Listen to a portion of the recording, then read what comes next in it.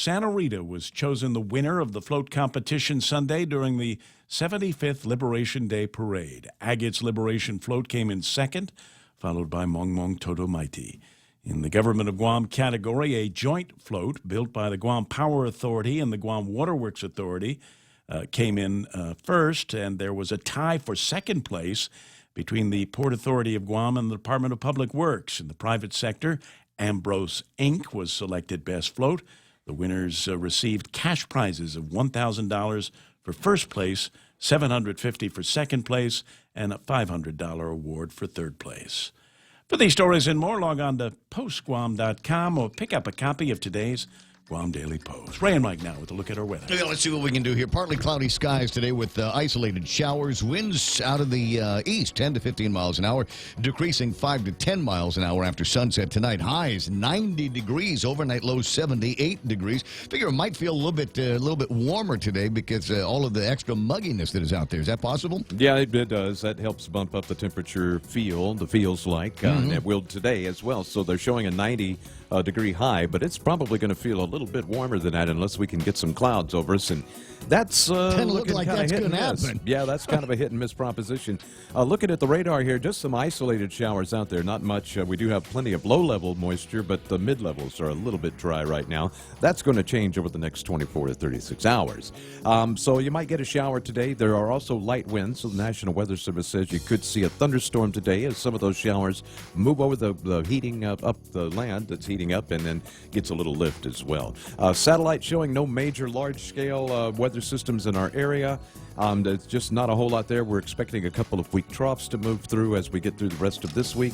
That'll just kind of keep rain chances up a little bit, but no big deal. Yeah. Well, I thought we were going to get more rain than we actually did over the weekend. That was actually surprising when it got to be Liberation Day. And, the advice for people to bring an umbrella was good because you needed to bring an umbrella with you because of the sunshine that was falling. Yeah. And it actually, it worked out just like the Weather Service had said. They had predicted that Liberation Day was going to be pretty much rain-free, and it turned out that way. So just about. Yep. So just about. I want to say in the last few minutes, just as the DPW guys were coming down, the solid waste guys were coming down to pick up all the trash bags and everything, then it started to rain, but only a little bit. Yeah, it wasn't much.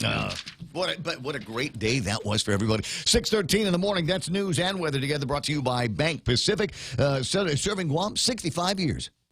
65 years ago, Bank Pacific opened its doors to our community. As we celebrate, we offer you a special 65th anniversary personal loan rate for as low as 4.65% for travel, back to school, a wedding. Do whatever you want with the money. During July, we just want to give it to you for as low as 4.65% APR. It's our birthday present to you. Bank Pacific, where others put branches, we place roots. Equal opportunity lender, member FDIC, conditions apply.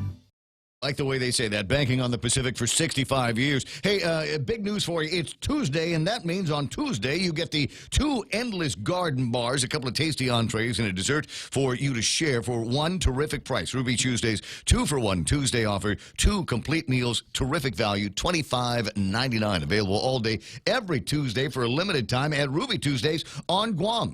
Other parts of the program brought to you by American President Lines APL, global presence with a local home. You can now get solar with your battery storage systems. Now available to Guam homeowners from Micronesia Renewable Energy. The number is 632-2613. Give them a call, and they will come by and be happy to give you a free consultation. And even though Liberation is over, one of the first things that I saw as I got into the downtown Agutya area was I was over by Shirley's, and there was a convoy, if you will, of Jeeps. Did you catch that? Must have been one of the big car clubs that was out showing their stuff and strutting and looking good. And maybe you saw the same thing and thought, I want to be a part of the 76 Liberation festivities. How do I do that? Well, go get yourself a Wrangler. Summer Jeep continues until July 31st. You can get your hands on a steering wheel of a Wrangler or a Compass or a Cherokee or a Grand Cherokee. Financing as low as 1.99% APR. That's at Cars Plus. The Ray Gibson Show. Morning talk that matters. Call now, 888-TALK. That's 888-8255.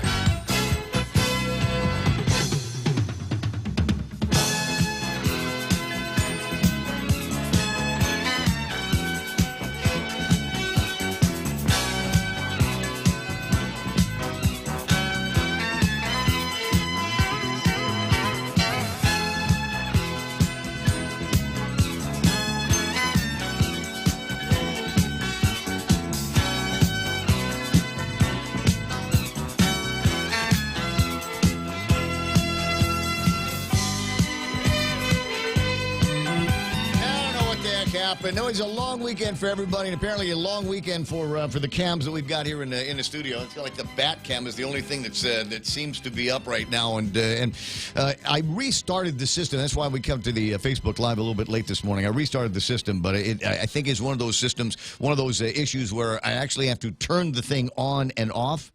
And you know what? You're just going to have to deal with the profile for today. That's all there is to it. And you're gonna get it. You're gonna get it all day today because can't get Kevin's camera on either. Yeah, but you should comb your hair.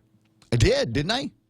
Okay, you know what? I got to comb it. This is the thing. Okay, so I've got this Underwood forehead, and this side of the head has a lot of parking lot over here, right? This side here has a little bit more hair. Oh, yeah. But the microphone's not on that side of the building. True. That's the problem. So, as I say, we're all going to have to deal with it. I'm not thrilled. But I got the rest of the functionality is online. Let me just, by way of starting the program, start the program here. 6:17 in the morning. It is the Ray Gibson Show on 93.3 The Point. My name is Ray. Thrilled, as usual, to be here with you. Thrilled that we all made it, well, for the most part, we made it safely and with no major issues coming out of the Liberation festivities. A big, long weekend for a lot of people. Mine started on Friday night. I don't know about you. I found an excuse to use the phone that came with the Pixel camera that I got from GTA. I found an excuse to use that about every 20, 25 minutes. And so starting up about Friday when it got to be just an incredible sunset. And it's funny because it feels like it was weeks ago. But really, that great sunset series that I took was just last Friday night. And since then, we've had some great sunsets and some great sunrises. Hope you caught a bunch of them. Michael Knight was watching out for those kinds of things all weekend long. Yeah, my head's always in the clouds. Oh, yeah, but a great. And now day before was your first Liberation Parade, right? That's right. Yeah, it was the first one I got to see just from a spectator standpoint. Yeah. Year before last, I worked it. Last year, I was here, and so I wasn't able to make it down there. See, you get what I'm talking about. Mm-hmm. This island-wide fiesta that's down there. No frowny faces. Everybody having a good time. Oh, my God, I can't believe how hot it is. It's funny because they were Kevin was talking about the floats, and I was like, floats? There were floats? Where were those? Because I was well partied in, and I was being distracted by a pretty girl the whole time. So Exactly. I had no idea. Yeah. They're off in the back over by the barbecue, over by the coolers, and there was and if you got bored at your place, walk 10 feet in any direction because there's another tent, there's another pala, there's another somebody that's more than happy to put a cold one in your hand and a hot plate for you. Anyway, so it's a great time. We'll talk about some of the other observations that took place over the weekend, including our introduction to what has got to be just the funniest new name of somebody getting busted for what do you get? Taking a leak on the side of the road, right? Yeah, indecent exposures, what they call it. Octopus Pui Pui, I think was the guy's name. But when it came down to taking the picture, it came out Pew Pew. So Romeo, somebody's already got the meme is already out there of an octopus with in each tentacle there's a gun. Nice. That's perfect. You remember we had a caller last week, though, that said his name should be Pui Pui because that's friend and Chukis. Or brother, yeah, him. depending on where you are. There are different places where they give you different designations Evidently, on that. he's a listener. Could be. Pew pew, pee pee, pui pui. I don't know, but the guys out there and was busted for indecent exposure and the other special allegations of ticking off the police. Don't talk bad to them when all they're doing is trying to arrest you. 6:19 in the morning. The other guy that I get to spend some time with in the studio is the amazing Kevin Kerrigan from the Guam Daily Post, who did not have to show up here at the crack of 5 o'clock yesterday morning. What'd you do with your weekend? Glorious nothing. Glorious nothing. For like the entire weekend? I mean, I got 4 days worth of posts. Worked a little day. Worked a little bit? Yeah. There are a couple of big things that were going on. We got Ronnie, what's her name, McDaniel from the Republican National Committee, sent out a message. Played some of that for you on Liberation Day. And the White House as well. The White House. Yeah. Couldn't get him near a microphone, huh? But the president tweeted out a special... Sent out a special message for the Liberation. I believe I have some of that printed out for you. But I'm dying to find out how everybody else did on the Facebook Live. Sometimes you want to go where everybody knows your name, and they're always glad you came. You want to be where you can see our troubles are all the same. You want to be where everybody knows your name. Yeah, John Ray Titano says, Buenos, take two, because I had to restart the feed. Oh, well, Ismael Velez is online there. I got Linda Gabriel, Rudy Magallanes, and good morning, everybody. Finally online. Yes, Rudy, I am here, and I'm here for you. This guy started getting twitchy at just around 6 o'clock going, where's Gib? Are you online? Are you working today? Did we get 2 days off in this week? That's all right. I'm here for you, bud. James Howard is online. James, what's with all of the earthquakes that we have been having? There were 2 of them on Liberation Day. Yeah, I was thinking that, actually yesterday morning very early, and I woke up at about that time but didn't know why, and I was looking and checking, and my power was on because I thought power had gone off. And I was looking, but I heard the aircon and everything was going, so I was like, oh, well, no big deal. But it could have been a little bit of a shake, rattle, and roll from those 2 5+ earthquakes that struck within about 3 minutes of each other, about 100 or so kilometers south of the 5.2 and 5.5, right? Yeah. Were the numbers on that. What the heck is going on? Had it been a normal work day, I would have felt them easily because I'm up at that time. Yeah, about well, 3:30 in the morning. So here's the thing with me. I mean, usually what happens? I mean, unless it's a really big shaker, I just assumed that I got some weird kind of body twitch. I'm laying on the couch, I'm watching TV, and then we get in tomorrow. There's a word, it's minging, and there's a couple of different ways to describe it. It's that feeling like in your dream and you're falling, or you're running and you stumble in your dream, and then physically you get that start in the bed. Okay, I get that all the time. I'm never quite sure whether that was an earthquake, maybe not, and then the first thing you do is you go to Facebook, because if it's a real earthquake, everybody and their brother wants to be the first one to go onto Facebook and say, earthquake, everybody. And don't you feel bad when you think you feel something and you go on Facebook and you write earthquake and you realize, no, I guess that wasn't an earthquake. Yeah, that happens. That was just me going minging. Too many beers. I got Gwen Thamagluz there, Gina Kono, Ed Massey saying, good morning, Ray, Kevin, and Mike. Good to have you online. Nick Prolosky and Bert Duarte are there. Anita Santos, James Howard. I'm tracking you again. Yeah, I got eyes on, man. I'm watching you. Juanita Machi's online. There's Brett. Good morning, Brett. Nice to see you there, Brett. And a pleasure to be with you at dinner time. I was going to show Brett, who has sold a whole bunch of those 75th Liberation coins. And if you have not gotten one and you were worried that they have run out, I believe Brett has made another order, so it shouldn't be too much longer before you'll be able to get yours. And if you haven't seen it, follow Brett on Facebook or go check out his page, because there's a couple of great pictures of what they look like. Two-sided and lots of colors. It's a great Liberation memento. Greg Carabrock's there. Rut Rose Greeno. James Howard says, Hoffa from Reconning, the journey to Area 51.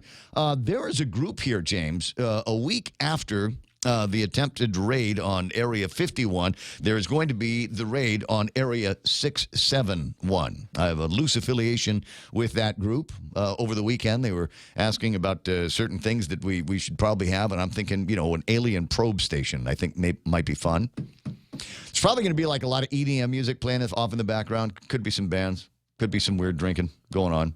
I'm sure there's going to be recreational something that's going to be taking place based on the people who I know are working this. And is this a new feature, the back camera? As I said, I don't know what it is. It's usually problems like this are reserved exclusively in the domain of Monday. But since I wasn't here yesterday, I don't know. And you don't know what this thing is going to, just like all technology, you don't know what's going to do until you actually try to go live with it 5 minutes before you're supposed to go live. And you go, hey, I'm down to one camera. How about that? My buddy Simon Sanchez is online. There's the other pundit, Ken Leon Guerrero. The other Governor Leon Guerrero is hanging out with me this morning. Landon Nadler and Jeanette Suzuki. Alpha Zook. Bert Duarte. Bert, I saw some great pictures you took of Anna over the weekend. Nice.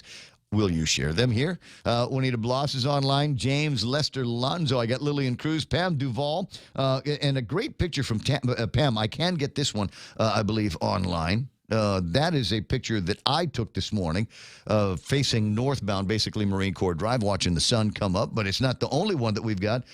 This is the pretty picture from behind Pam's place. Mike, did you send up a picture this morning? No, I didn't. But it was the sunrise was a little muted this morning, so I just decided to. I took a couple of shots, and I did post on my own Facebook. Yeah. But for me, it just wasn't worthy of like saying, "Oh, look at this." Yeah, you were scrambling to go catch the pink. When I was looking out this window and I was back That here doing didn't a couple sound of right. things, As I'm listening to it back in the tape deck in my head, that didn't sound right. it was perfectly okay. Okay. Yeah, absolutely. So Chasing the it looked really nice and then by the time I got outside, it had also muted a bit. So, yeah, it happens.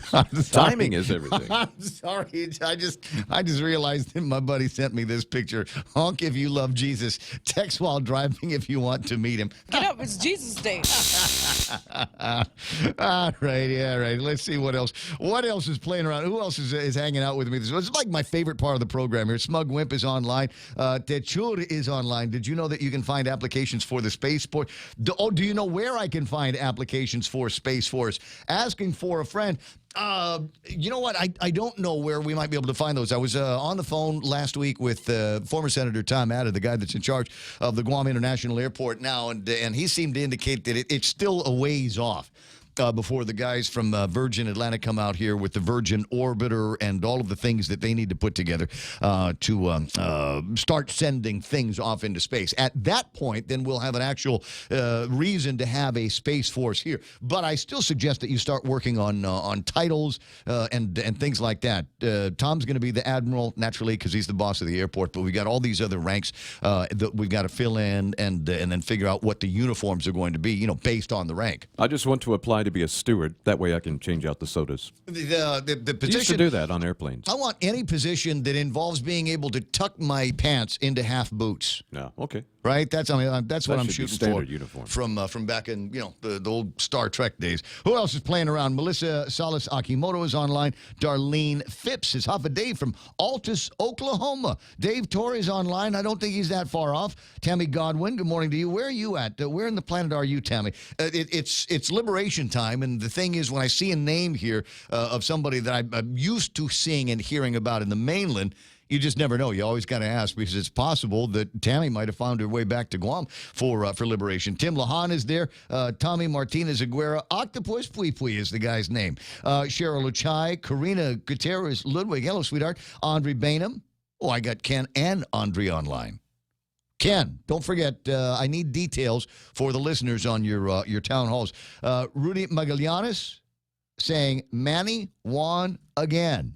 Yes, we'll talk about that. Heather Paris is online, and Lillian Cruz, congratulations. Santa Rita Village, top float winner. I want to say that that's the case every year. I don't think they won last year. I think somebody else got the honor last year, but Santa Rita certainly regained it. And Rudy says the streets of Manila almost empty when Manny was fighting. Yeah, I tell you what, not as large a Filipino presence at the parade either. Probably for exactly the same reason. I think the guys from the Aklan Association, the Ati-Atihan dancers, they got up there and bum with the drums and hurry up, let's go, because Manny's going to fight. Did you? It went 12 rounds. The beast of a fight went 12 rounds. And then I guess it come down to decision. Yeah, split decision. Yeah. That's something else. Don't know too much. I didn't get a chance to watch it, obviously. I was busy goofing off over at the parade. But I had folks keeping me almost blow by blow up on what was happening there. Randy Kruger's there and James Howard. I don't know what those numbers are. Or are you turning us into a number station? Beer keeps you from feeling earthquakes, among other things. There it is. A little reminder about the village meeting starting Tuesday, and there's a link there. Vivian Cunningham. Good morning, Nate Horn. Nice to see you behind the Napa. Made a special trek over to the Napa station over at on Liberation Day because I wanted to make sure that I got a chance to visit with Nate. So I'm looking all over the place in the front of Napa because I figured he was going to be right there at the front watching the parade, watching the festivities. As it turns out, he was in the back. Apparently, there there was a brisket being cooked, and he was the adult supervision. Good morning, Kevin Canata and Carissa Flores. It's a huge crowd today. Frankie Gutierrez, Carl T.C. Gutierrez is online. Good morning to Dave Duenas is there. Big sister Shelley is online as well. And what do we got here? Donna Bloss Cartwright is back in town. Former model, former reporter, and former, I want to say, flight attendant, all of this stuff. She's been, running around the planet, and she's found herself here on Guam. Nice. Yeah, I have to speculate that the numbers that James is sending you are the combination to his safe in case he doesn't make it back from the 51 raid. None of us are coming back. Sell everything. Yeah. Tell the others. It's 6:30 in the morning. About time for headlines from the Guam Daily Post. Here's Kevin Kerrigan. Half a day and good morning, Guam. And the headlines from the Guam Daily Post this morning, Jonathan Ross Pangilinan will pay just $500 in restitution to the family of the man he killed last year. Pangilinan began his 10-year prison sentence in April after his conviction in the 2018 killing of co-worker Librick Manglonia. Manglonia's family had sought more than $17,000 in funeral and other expenses. However, during a restitution hearing before Judge Michael Bordallo on Friday, prosecuting attorney Jeremy Kemper said it appears a lot of the expenses were taken care of through other means. His plea agreement states that he admitted to recklessly causing Manglonia's death, but he did not intend to kill him. 48-year-old Jonathan Torres Tautau, who was already on pretrial release for a 2018 burglary, has been arrested again and charged with another burglary during which more than $20,000 worth of items were reported stolen.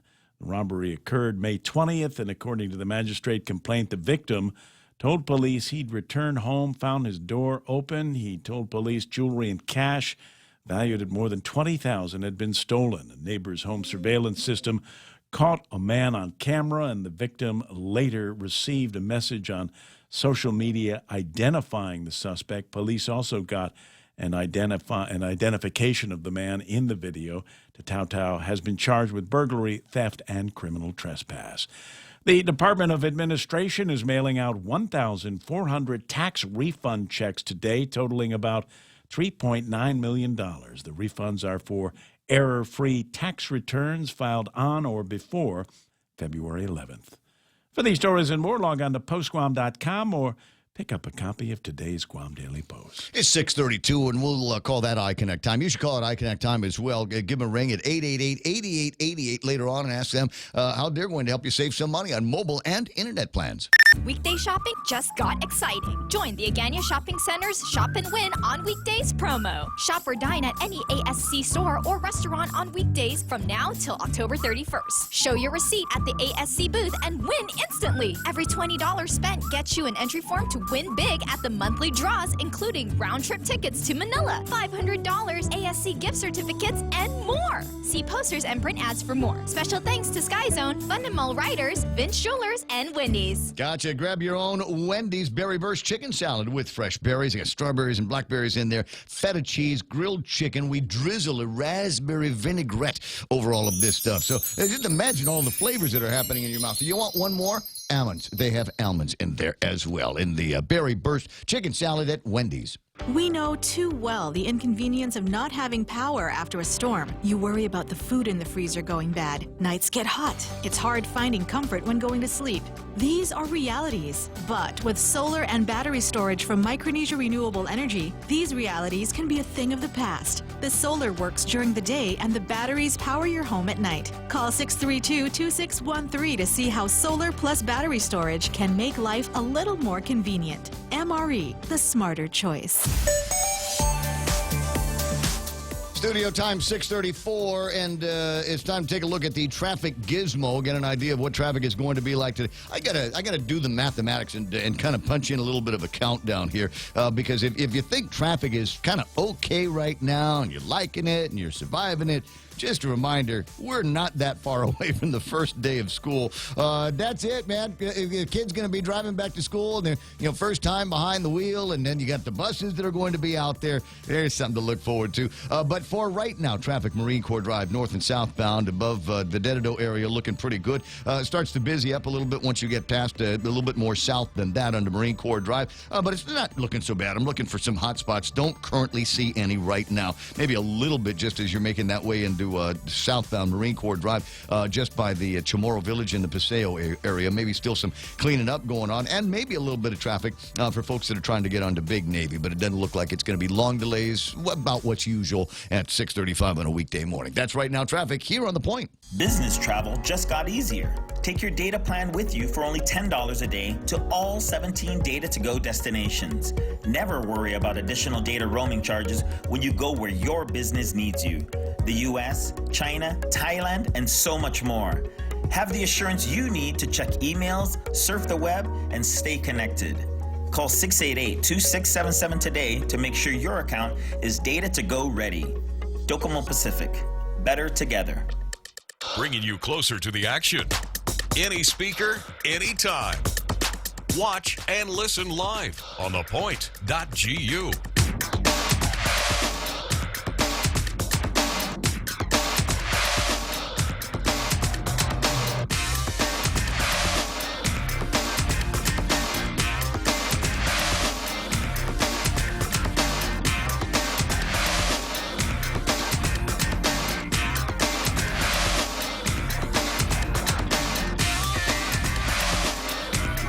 Yeah, it's taking me a second to get back on because I'm queuing up a video. This is a video I'll play on Facebook Live. I cannot play the audio because there's more than one or two expletives. I can explain what the scene is like for those of you that and this is crazy. This anybody who knows me knows that I spent about 13 years working at a place called Hit Radio 100, right next to Guam Cable TV, and about catty corner from where the district court is.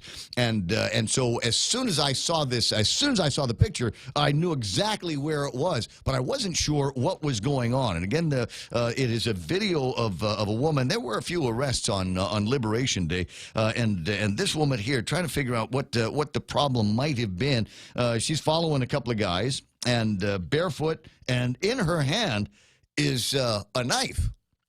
And she's hollering after him, and if you got the video, if you've seen the video, then you can hear in the background somebody. It sounds like they're calling 911 to come and do something about this woman because she is about to get dangerous. So if you're watching the video, where'd it go? Well, just stop. Well, hey, I'll play again. Oh, it stopped just as it was getting to the good part. Is it buffering, Mike? Kick it. Kick the machine. Yeah, I don't know either. At any rate, so you can see, if you got your own copy of it, you can see what's happening here is eventually, yeah, it's cannot be played, it says. I don't know why. But at any rate, so what happens now is she starts chasing after these guys. Monday. Tuesday feels like a Monday. And starts hollering at him. Fortunately, she puts the knife on the ledge, and somebody, thinking pretty quick, reaches out and grabs it, and so that problem is otherwise resolved. Dana Marie Baskin arrested Sunday on offenses of aggravated assault, family violence, criminal mischief, the use of a deadly weapon in the commission of a felony. She was booked and confined on that one. 6:38 in the morning. There was other video and other pictures here that you can see of a guy named Octopus Pui Pui, known as Rambo Milk. Now, I have a copy of just about every magistrate report that goes back several years, and Rambo is apparently a very, very common name. I counted this up just a couple of weeks ago. There was another Rambo, different Rambo, that got arrested for something, and I thought, wow, that name looks familiar. So I went through my emails of the magistrate reports, and there must have been 20 or 30, going back a few years, 20 or 30 different episodes Maybe I'm exaggerating. Let's call it 10 or 15 different episodes of guys named Rambo something getting in trouble with the law. Rambo Mike, Rambo Ray, Rambo Kevin got in trouble for something. Who knows what it could have been. Drunk and disorderly or indecent exposure, as is the case with this guy. But that is interesting to me. But Rambo Melky, I apparently got tired of that name and is now referring to himself as Octopus Pui Pui. But when they took the picture for him at the precinct, when they were booking him, the officer, maybe they were in a hurry, or maybe he heard it that way. It sounded like pew, pew. Yeah, I'm just waiting for one to come on the magistrate report named, I don't know, Terminator or... Another Arnold. Conan. Emilia. No. I don't think he's ever played anybody. What was the name of the character he played in the movie where he delivered the baby? You remember when he was carrying the baby? The guy was when he was pregnant. I just don't remember the name. You know why? Because we automatically block that kind of thing out of our head. I have unseen it. It won't stay in my head. Oh, there's and I wish I could show you this on television, but have you seen what the heck is going on in Hong Kong? Marauding guys in white T-shirts that are rolling around. You can watch this if you can see the video in front of me. A bunch of guys, looks like at an airport or a subway terminal out somewhere in Hong Kong, and they just go in there and they start beating the dickens out of people with sticks and umbrellas. Now they tell me, if I'm reading it right, that these guys, the guys in the white shirts, are basically pro-government guys. They're pro-China. Triad members. Triad organized members. crime.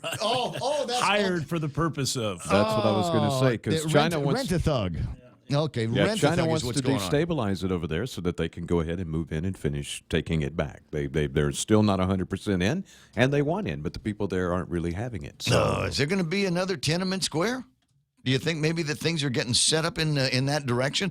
It does get kind of spooky. I mean, you think about Hong Kong. That's a place we go.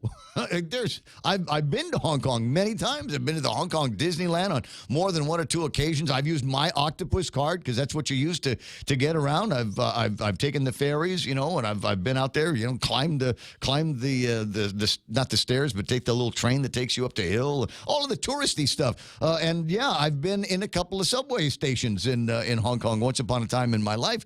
And I cannot imagine something like that going on, but it is, and we've got train station attacks and things like that. 888-255-888-TALK. Bunch of stuff on the table of contents today as I'm fishing around here looking to see what I'm going to break next. It is a short work week. It is Tuesday. If you're waking up this morning, some of you got the day off yesterday.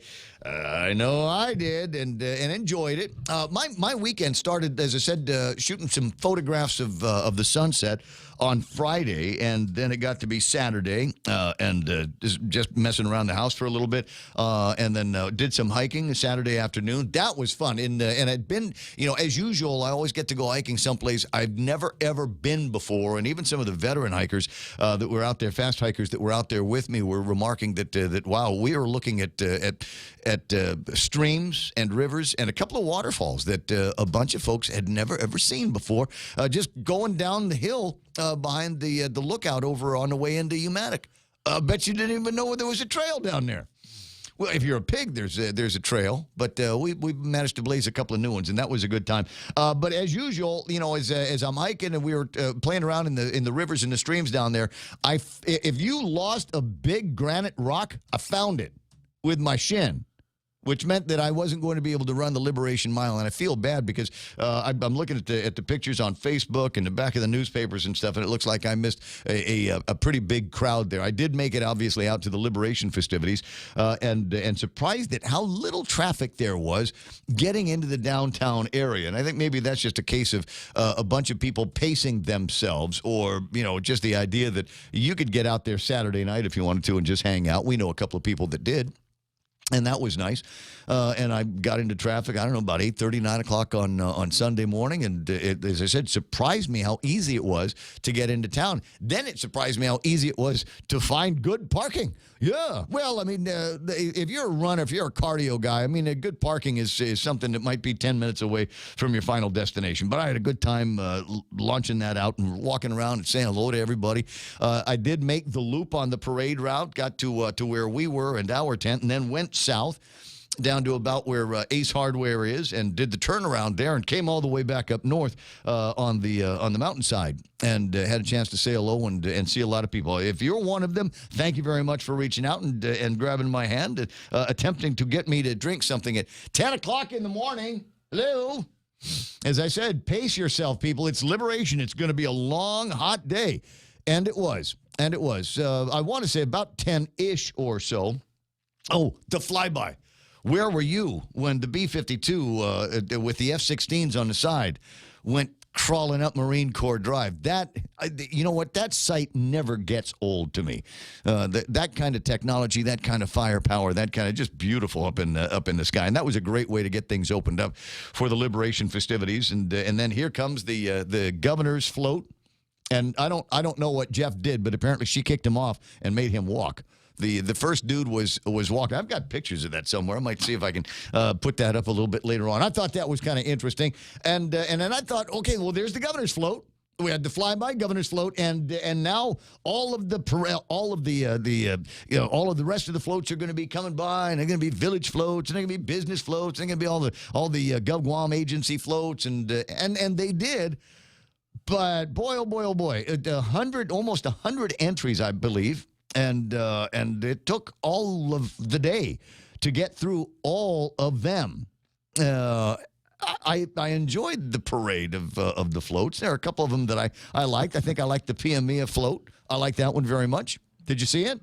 No, You really? I did not, man. I was just in the process. On the of other talking. side of the DJ booth, there was a whole thing going. I know, going right? on in It's the like front. no, I was happy in the shade under the tent. I was smelling the food cooking. Had my choice of beverages and was just sitting there chilling out with everybody. And I actually kind of missed the whole parade. But I had a good time. I know you had a good time. I think a good time was had by just about anybody that was paying attention. And so it finally got to be the end of it, as you can tell, as you always tell when people start putting their trash bags in the center of Marine Corps Drive, and here comes a bunch of DPW trucks and the solid waste guys come and pick it up, and that is the official end of the parade until it gets to be the after party. And it's the after party, and I was struggling to stay awake. because the thing ends over here, and then I went to go hang out with some other friends to kill the time between. All right, the parade is over, and we're going to do the fireworks at 10 o'clock at night. Wow. I'm wondering how many kids dozed off, and that's it. Donuts were done for the night at about 9:55. That's because I know I was pretty close at 9:55 to shutting my eyes. It was all I could do to keep my eyes open after that last shell went off. We left kind of early, so I got home about 3, and then at about 4:30, I realized I didn't have my phone. So, and of not course, the first time the man has walked away from his phone. And you got a nice one, too. Yeah, I got an S10, but I kind of knew where it was, but then I got to try to send out messages on my computer to the person who had the phone, and he evidently had kind of packed it in for the day and didn't get an answer to me until after 6, almost 7 o'clock. By then, I was asleep. I was like done. I was like, nope, you know what? If it shows up, it shows up. But I gotta go to bed. It was a great Liberation Day. I think by all accounts, and when I say by all accounts, I mean pictures of me with pretty girls or anybody with pretty girls. I think I won the Liberation Parade. Because there's lots and lots of who's that on my Facebook feed 888-8255 888-TALK 6:48 in the morning. Bunch of other stuff on the table of contents, and we purposely took yesterday off. And the reason why we purposely took yesterday off because outside of liberation, nothing happened. The governor signed a couple of bills into laws. Are these going to be earth-shattering? Are they going to be oh my God, it's the best thing that ever happened to me in my whole life? I'm so glad that she did that. And the answer is no. There's autism. They're funding autism. I guess that in and of itself is a good thing. But it looks like it's just fixing something that should have been fixed in the last budget. And then the other one is providing authority to the Guam Regional Mass Transit Authority to be able to take a space, take over some room, I believe, over in the DPW compound right across the street from where the radio station is. As things go, as my attitude about the Guam Regional Transit Authority comes and goes and ebbs and flows, I'm thinking, yeah, okay. Are we there? We go again. Is there anything good that is going to happen to this? And the reason why I ask is because gas is $4.19 a gallon, and there are times like this we start looking at the escalation of the price of gasoline on top of everything else that we've got in this town, and you go, it would be nice if I had alternatives. And for me, the alternatives. In fact, I'm living this today. I will live this today. I told you I was having problems with the AC in the car. Right. Okay. I'm about to distract myself, but don't let me. So the little girl from Triple J is going to come by the radio station, grab the car, take it over to Triple J, and then she's not bringing it back. She's going to take it. She's going to put it in with the service guys. And they're going to fix the air conditioner, and then they'll call me. And I don't know how long this is going to take, an air conditioning issue, right? I mean, it could be 20 minutes. It could be, 3 or 4 hours. Could be overnight. I don't know how badly I screwed it up. And this one might actually be on me. And so I'm trying to, in my head, sort out, oh, good, Shelley's listening, how I'm going to be getting around in the afternoon. Now, if this was any other community, in most places, you'd be, okay, thanks, grab the car, and I'll grab a bus and pick it up later. Yeah. But we don't have a bus that goes that I know of. I don't know if there is a route or what time or where they would pick me up in front of DPW and then drop me off over at Triple J. Or would they drop me off, how close could they get me to McDonald's or Century Plaza or something like that? I don't know. I don't think anything like that exists. And frankly, even if it did, it would probably be faster for me to just walk. Yeah. It ain't that far. It might be a mile and a quarter between here and Triple J. So if you see me on the side of the road today, I'm okay. I'm not homeless. I'm not in any kind of danger or drama or anything like that. It just means I need to go pick up my car. Yeah, I do know that if something were to happen with me, I could possibly get on the blue line and get back to my house because it is now running, finally, after months of not running. Oh, that's cool. But I don't know what the schedule is, and it's certainly not regular by any stretch of the imagination. So that's what we've got there, 6:51 in the morning. It should be nice to have the option to be able to do that. Other options that people are exploring anymore these days is, all right, find the car and then motorcycle and then moped and then skateboard, and then you're on your feet. That I think is. Oh, speaking of feet, is the cutest thing yesterday. And I'm looking at Mike like he saw it. I guarantee he didn't. But there was a guy with a working dog. And I forget which branch of the service he was in. He was wearing camis and like that. So he's as you might imagine, the asphalt on Marine Corps Drive was hot. Yes, because it was hot yesterday, 100 degrees. And it was just the cutest thing in the world because this guy realizes how hot it is on his dog's feet, picks up and carries his working dog. And I thought, if there was ever a time for a picture, somebody has got snaps of that. I just thought that was what a great pair those guys made. And can you imagine the kind of thing that they do going into war, sniffing bombs and sniffing out the enemy and things like that. One always looks out for the other. And something as simple as I'm sorry. Something as simple as somebody says I'm spoiled.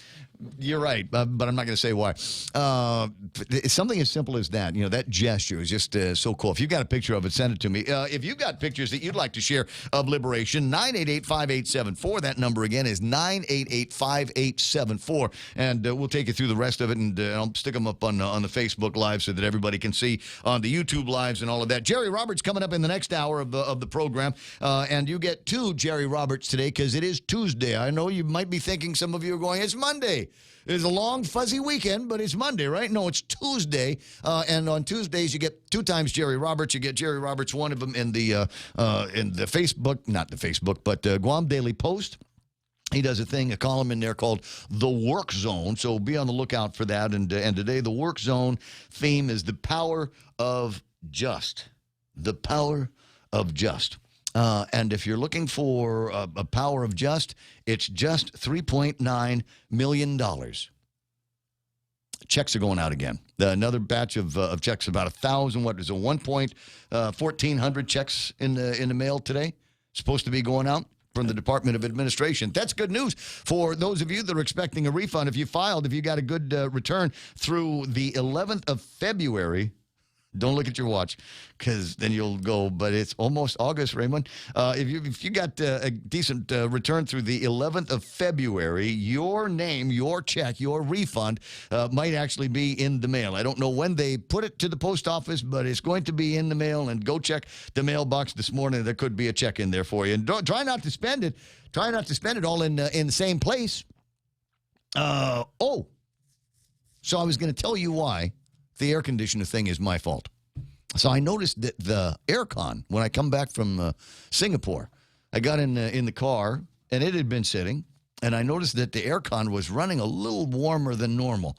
And I thought, well, you can buy these little rechargers. You go to the gas station, cost you less, Home Depot. You can get these little rechargers here. All you got to know where the low-pressure inlet is for your air conditioning system, right? And I know where to find that.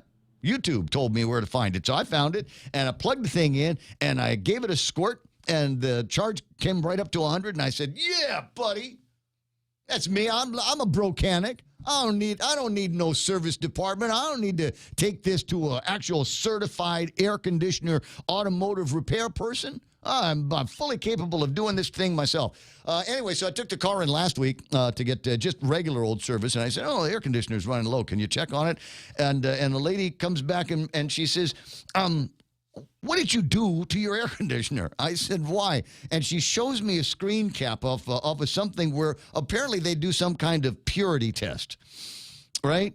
Like it's a virgin or something. And she's got this little purity test, and it said that whatever it is that I put into their really high-end Honda system, whatever I put in there was incompatible with it. So they have to discharge the entire system and then recharge it with the good stuff from better tasting Freon alternatives from Honda. I hope they're your really good friends up there. Otherwise, you're going to have to pay for that. Yeah, so not covered under warranty because I'm a doofus. And so they laughed about it long into the night. I might still be laughing about it right now. Every once in a while, Jerry asks that question when he comes into the studio. What's the most expensive mistake you've ever made? And this one here, this might be top 10. In my life. Might actually be top 10 in my life. You've had the same issues there before, haven't you? I got Dennis Bensour's on the line. Ike Iseki is there. Chris Tigui is on. Pam Duvall said, surprisingly, parade grounds didn't have trash left behind. It was amazing. Well, there were a lot of people that were doing that. Like I said, everybody brought out their trash bags to get picked up by DPW, so there was no excuse to leave trash bags on the beach or on the mountainside. Plus, there was the people that were doing the aluminum recycling deal.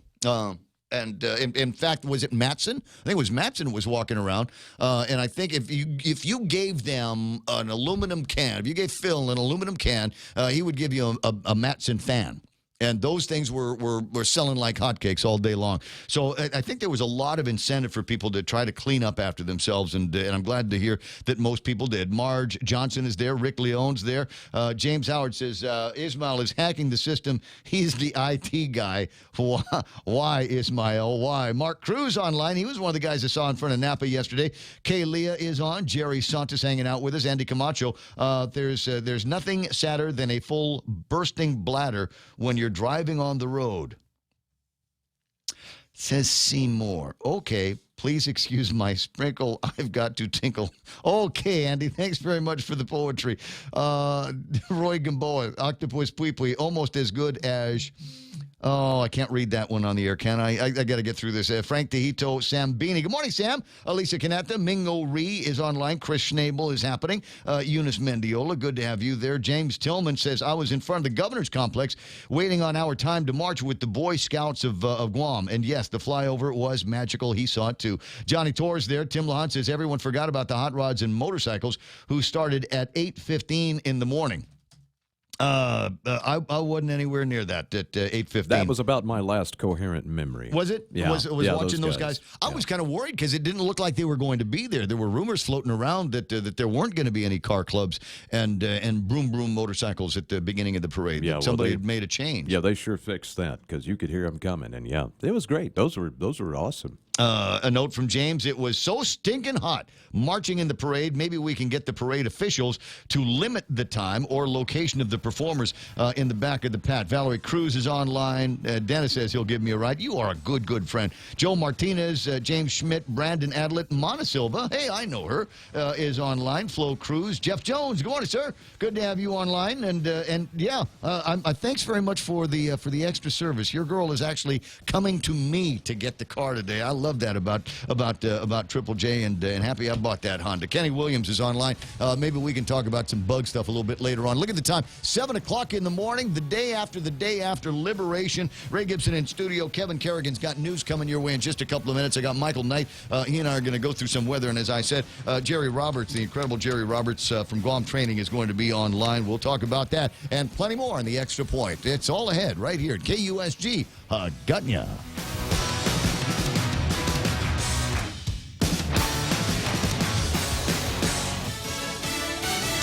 No resignation in Puerto Rico. I'm Rich Dennison, Fox News. Governor Ricardo Rosselló of Puerto Rico standing firm that he'll stay in office as massive protests continue in the U.S. territory. Fox's Gernal Scott joins us live. Rich, the protests of Governor Rosselló come after nearly 900 pages of chats were released where he bashes women and insults Puerto Ricans, some who were victims of Hurricane Maria. Rosselló told Fox's Shepard Smith today he has offered an apology. For all of the comments that I've made on the chats, that is one thing. There's another effort that needs to move forward, which is the battling of corruption. But Puerto Ricans argue that Rosselló himself is the source of that corruption. Rosselló says he won't resign, but that he will also not seek re-election as governor. Rich. Gernal, President Trump saying today that he could win the 19-year-old war in Afghanistan in a week, but that he doesn't want to kill millions of people and wipe Afghanistan off the face of the earth. It would be over literally in 10 days. The president's trying to persuade Pakistan to help get a deal with the Taliban to end America's longest war.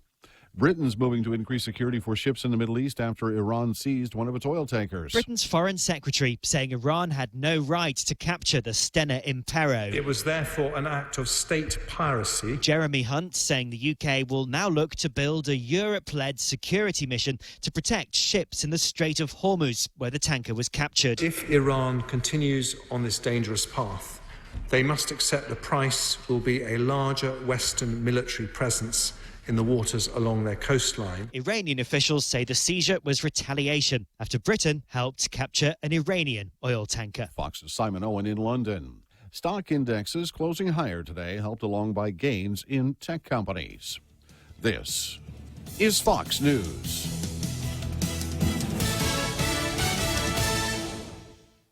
Let's go for a drive. Let's take a stroll. Let's gallivant. Let's go cruising. We all have different ways to describe how we get up and go in our cars. But whatever you may call it, you can do more of it when you save 6% off your fuel purchases at any Shell station when you use your eligible Bank of Guam Visa and MasterCard credit cards. So stop by any Guam or CNMI Shell station and start saving today. Visit bankofguam.com for more information. Terms and conditions apply. Bank of Guam, the People's Bank. Member FDIC. Weekday shopping just got exciting. Join the Agania Shopping Center's Shop and Win on Weekdays promo. Shop or dine at any ASC store or restaurant on weekdays from now till October 31st. Show your receipt at the ASC booth and win instantly. Every $20 spent gets you an entry form to win big at the monthly draws, including round-trip tickets to Manila, $500 ASC gift certificates, and more. See posters and print ads for more. Special thanks to Sky Zone, Fundamental Riders, Vince Jewelers, and Wendy's. The U.S. imposing sanctions on a Chinese company and its head for importing Iranian oil. Secretary of State Mike Pompeo told the veterans of foreign wars that President Trump is not afraid to handle foreign policy and diplomacy differently than previous leaders. He said as part of that, the U.S. withdrew from the Iran nuclear deal and reimposed sanctions. Pompeo then announced new sanctions on Chinese company Zhuhai Zhenrong and its CEO for accepting crude oil from Iran. We've said all along that any sanction will indeed be enforced. We can't tolerate more money going to the Ayatollah, putting American soldiers, sailors, airmen, and Marines, and putting their life at risk. It's too important. Millions of barrels of Iranian oil have been offloaded at Chinese ports for the past couple of months. Jessica Rosenthal, Fox News. The U.S. Food and Drug Administration has approved the first generic copies of a popular pricey pill for nerve pain. The agency today saying it approved 9 generic versions of Pfizer's Lyrica. It's also used for seizures and fibromyalgia. The government's trying something new to keep kids from smoking e-cigarettes. The Food and Drug Administration expanding its push to turn kids away from e-cigarettes with the debut of its first TV ads. Some people think that vaping is no big deal, but that is just an illusion. They feature a popular street magician, Julius Dean, transforming e-cigarettes into regular ones, part of the message that teens who use them are in danger of transitioning to traditional smokes. Lillian Wu, Fox News. David Hedison, who starred in the original sci-fi classic The Fly and appeared as a CIA agent in 2 early James Bond films, has died. He played CIA agent Felix Leiter in Bond films To Live and Let Die and License to Kill. He's also known for his role as Captain Lee Crane in the sci-fi TV series Voyage to the Bottom of the Sea and as Spencer Harrison on the series Another World. Hedison was 92. I'm Rich Dennison, and this is Fox News. KFC has finally answered the world's most important question. What came first, the chicken or the egg? And the answer is both. Introducing KFC's KFC AM, their new Southern and local inspired breakfast. AM loaded platter with chicken fried rice, waffles, and Colonel's chicken congee. KFC also has your all-time favorites, AM chicken and egg wraps, Southern biscuit and sausage sandwich, and hash browns. So for finger-licking good mornings, AM will never be the same at KFC. KFC, it's finger-licking good. The summer of Jeep, Compass, Cherokee, Wrangler, Cars Plus in Mighty. Your new adventure starts now. Buy the 2019 Motor Trend SUV of the year and get a new Jeep Wrangler Sport for $268 per paycheck. Or get a new Jeep Compass Sport, only $167 per paycheck. Let them hear you coming in the new 2019 Jeep Cherokee. Buy for $205 per paycheck. And get financing as low as 1.99% on all Jeep models. Come see why you'll be kicking it. Cars Plus in Mighty. Driven by you. We know too well the inconvenience of not having power after a storm. You worry about food in the freezer going bad. Nights get hot. It's hard finding comfort when going to sleep. These are realities. But with solar and battery storage from Micronesia Renewable Energy, these realities can be a thing of the past. The solar works during the day and the batteries power your home at night. Call 632-2613 to see how solar plus battery storage can make life a little more convenient. MRE, the smarter choice.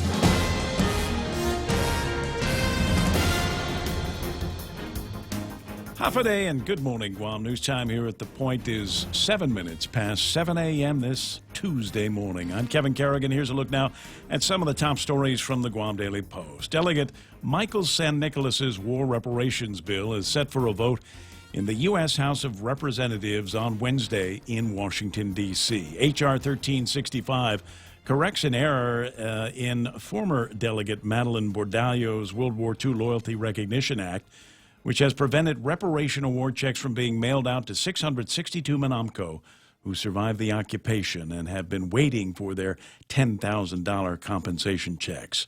San Nicolas announced the scheduled vote Sunday, saying he anticipates its long-awaited passage. The vote will occur noon Wednesday, the 24th in Washington, which will be early Thursday morning here on Guam.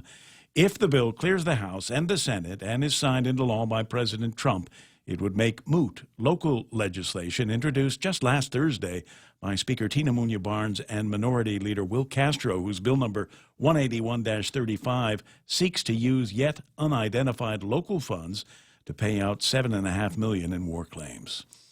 Guahan Academy Charter School has been granted permission to remain in buildings C and D in Tidzin for another 4 years. GAX has been occupying those buildings since 2013 at no cost.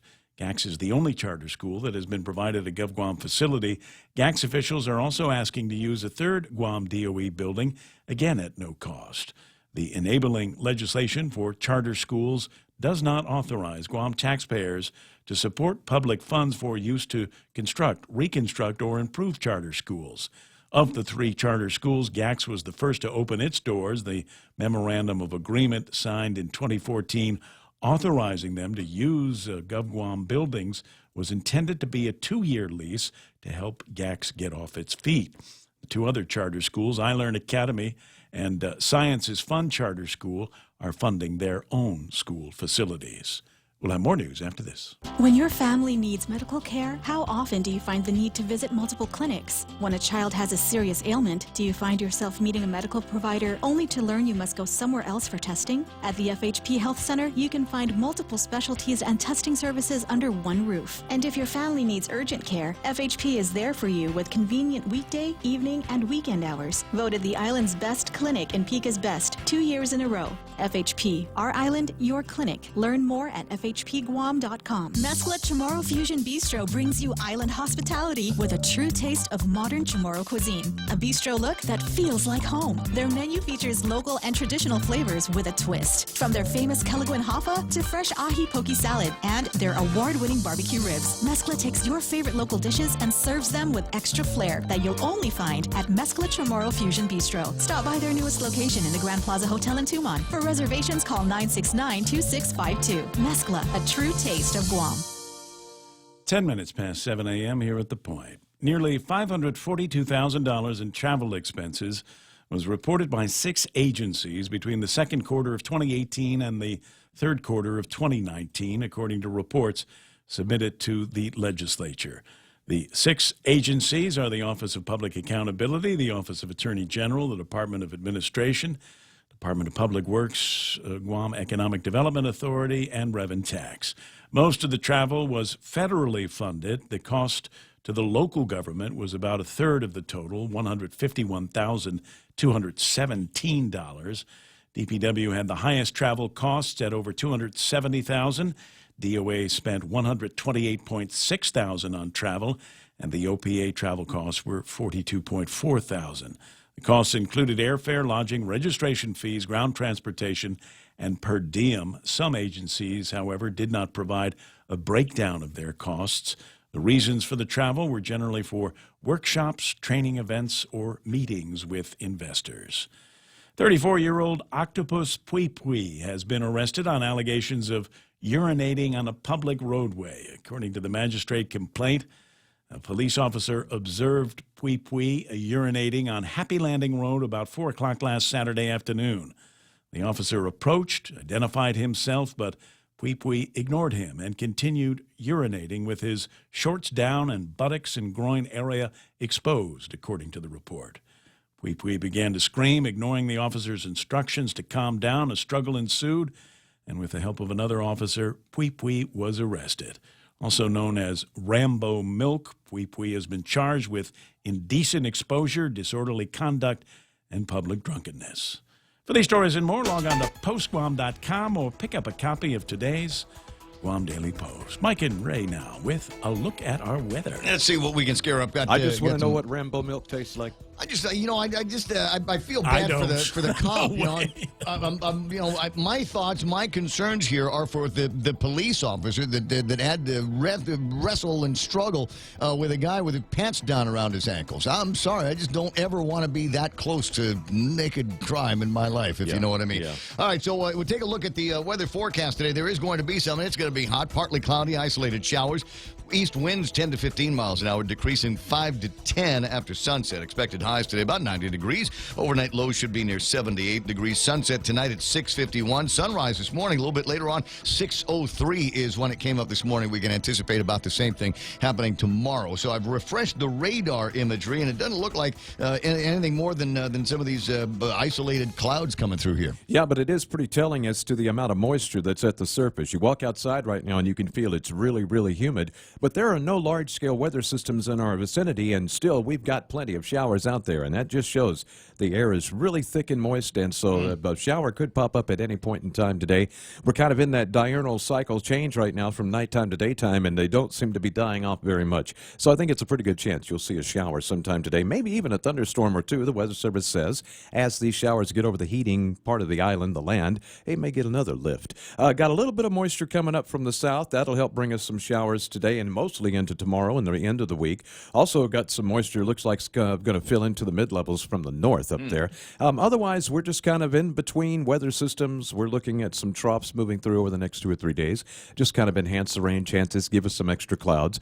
We need the clouds. It'll keep it cooler, at least, for that. But nothing big on the horizon. Yeah, I didn't think yesterday was going to be a good day for grill marks, so I stayed pretty close to the house and just did, my outside chores in my Speedo bikinis. I'm sorry for the neighbors and the kids in the neighborhood, but that was what it came down to. Is because I kept thinking it's going to dry up, it's going to get pretty, it's going to be nice here any minute now, and it never got to that feel like now's a good time to hit the beach. Oh, okay. Yeah. I mean, over at my place, it stayed sunny pretty much all day long, so it was pretty nice. I should have gone to the beach. I should have called because you live near the beach I like to go to. 7:14 in the morning, that's news and weather together right here on The Point. Day, this is Congressman Nicholas. Our office is currently visiting our villages, providing contact information for our office and taking any inquiries we may be of service with. All vehicles and staff are appropriately identified for your safety. Please feel free to let our constituent outreach team know how we can be of service to you, and thank you for your kindness. This ad was paid for with official funds from the office of Congressman Michael F.Q. San Nicolas. I love Tuesdays because Tuesdays, they got something special over at Ruby Tuesdays. This is another good reason to like them, is they've got a deal where it's you and a friend go in there, and there's an open garden salad bar. So it's you and a friend. You can have as much salad as you want to there. And then they hook you up with 2 tasty entrees, one for you, one for him or her, and a dessert that you can both share. And that's all for $25.99. Available all day, every Tuesday, for a limited time at Ruby Tuesdays, Guam. Ray Gibson Show brought to you by Micronesia Renewable Energy. They now have battery systems that will keep the electricity going on in your house. And the very cool thing about this is that they are recharged, powered by the sun. By the sun. Sol, our own sun that can be making electricity for you 24 hours a day, 7 days a week, and then all of that stuff gets stored in the battery. So when GPA takes a dump, you probably won't even notice. 632-2613 gets you a free consultation. APL, American President Lines, brings you the program Global Presence with a local home. Nanbo Insurance. And if you're thinking about maybe getting yourself one of those new cars over at Cars Plus, Wranglers for 1.99% APR, once you've got the keys to that car and the registration and all of that, take it over to Nanbo Insurance and say, I want to add this to my plan. What is it, Mike? Mike's going, what's he doing here? Is he making 2 commercials, one? You did a combo live read, bro. Combo live read. That's right. Cars Plus up in Mighty. And then you take the car and the registration and the keys, and you go to Nanbo and you say, I bought a car. Help me out with the insurance. Put this down with the other car and the house and the apartment and the business and me and the honey. And they'll do that. And you can save up to 50% with the bundle up plan. 477-9754 at Nanbo Insurance. Rediscover Talk Radio here. Your FM News Talk Superstation. This is The Point.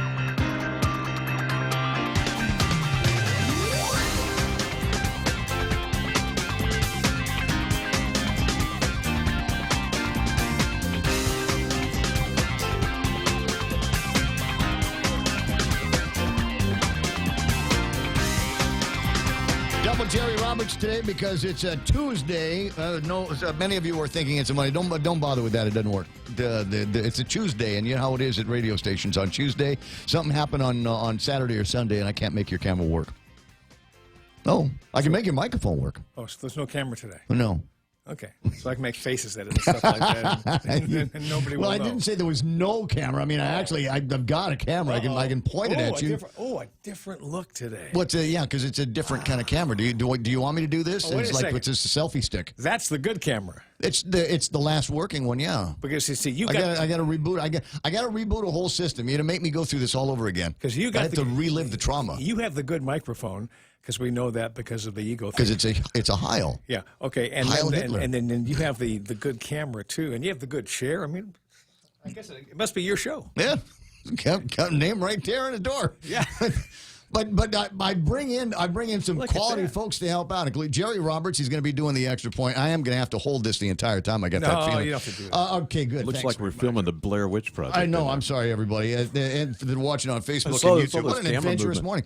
So Jerry Roberts, you get him twice today. Once on the radio with the extra point, brought to you by Guahan Insurance Services and First Hawaiian Bank. Then you go to the Guam Daily Post today and look him up online because he's doing the work zone. And today's work zone is the power of just, which I'm so glad there's a print version of that article now because I remember when you did it on the air. It stayed with me. It stays with me. Just one more. Just one more, man. Yeah, just there's just one more beer. Just One more lap.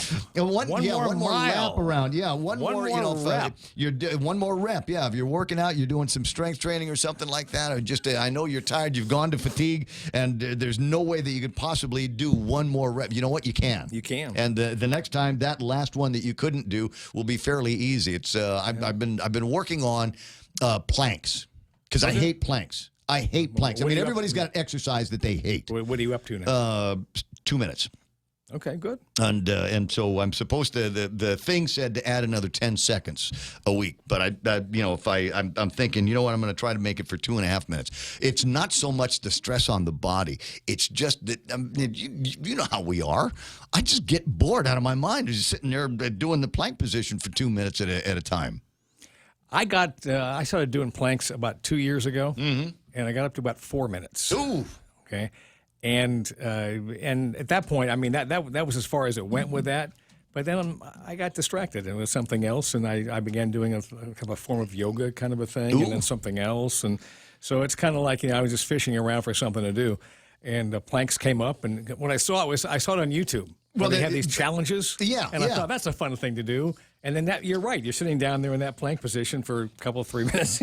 Okay, now what do I do? Okay, it's taking a lot longer than I thought it was going to take. You start singing songs in your head, and trying to do different countdown methods, which is again the power of just is I know I probably if I'm thinking 2.5 minutes, I'll go I can't do 2.5 minutes, but I can do 5 30-second. Yeah.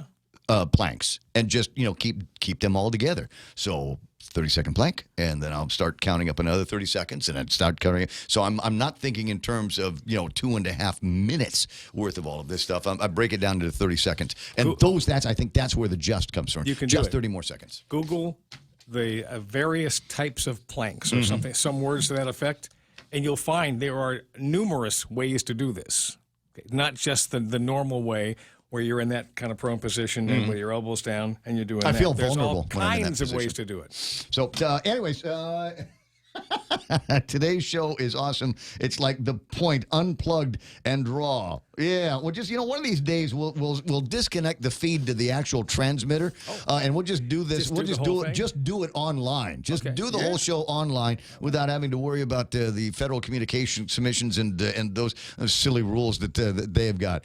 I don't know what day we're going to do that, but one of these days it could actually be fun. 7:21 in the morning. It'd be a show full of these. Yeah, I got that. Well, we wouldn't need to. We wouldn't need to make that noise. And I'm looking to see if I've got. There it is, the market watch, and see where things ended up over the long weekend for us. Dow Jones Industrial Average 27,171, still drifting down, off by about 17 points. I'm sorry, up by 17 points, but I'm not crazy about that 27,171. I'd like it to be about 27.5 by now. Nasdaq at 8204. That's up by 57 points. The S&P 500 at 2985. That's 8.42 points worth of an increase for them. So all three of the American markets managed to make it up. You know why? Number one, Trump. Number two, Liberation Day. FTSE is up. Nikkei is going to open down 21,416, off by 50 points. Hang Seng Index is off by almost 400 points, 28,371. They dropped almost 400 points over the weekend. Shanghai Index is also down. We got problems in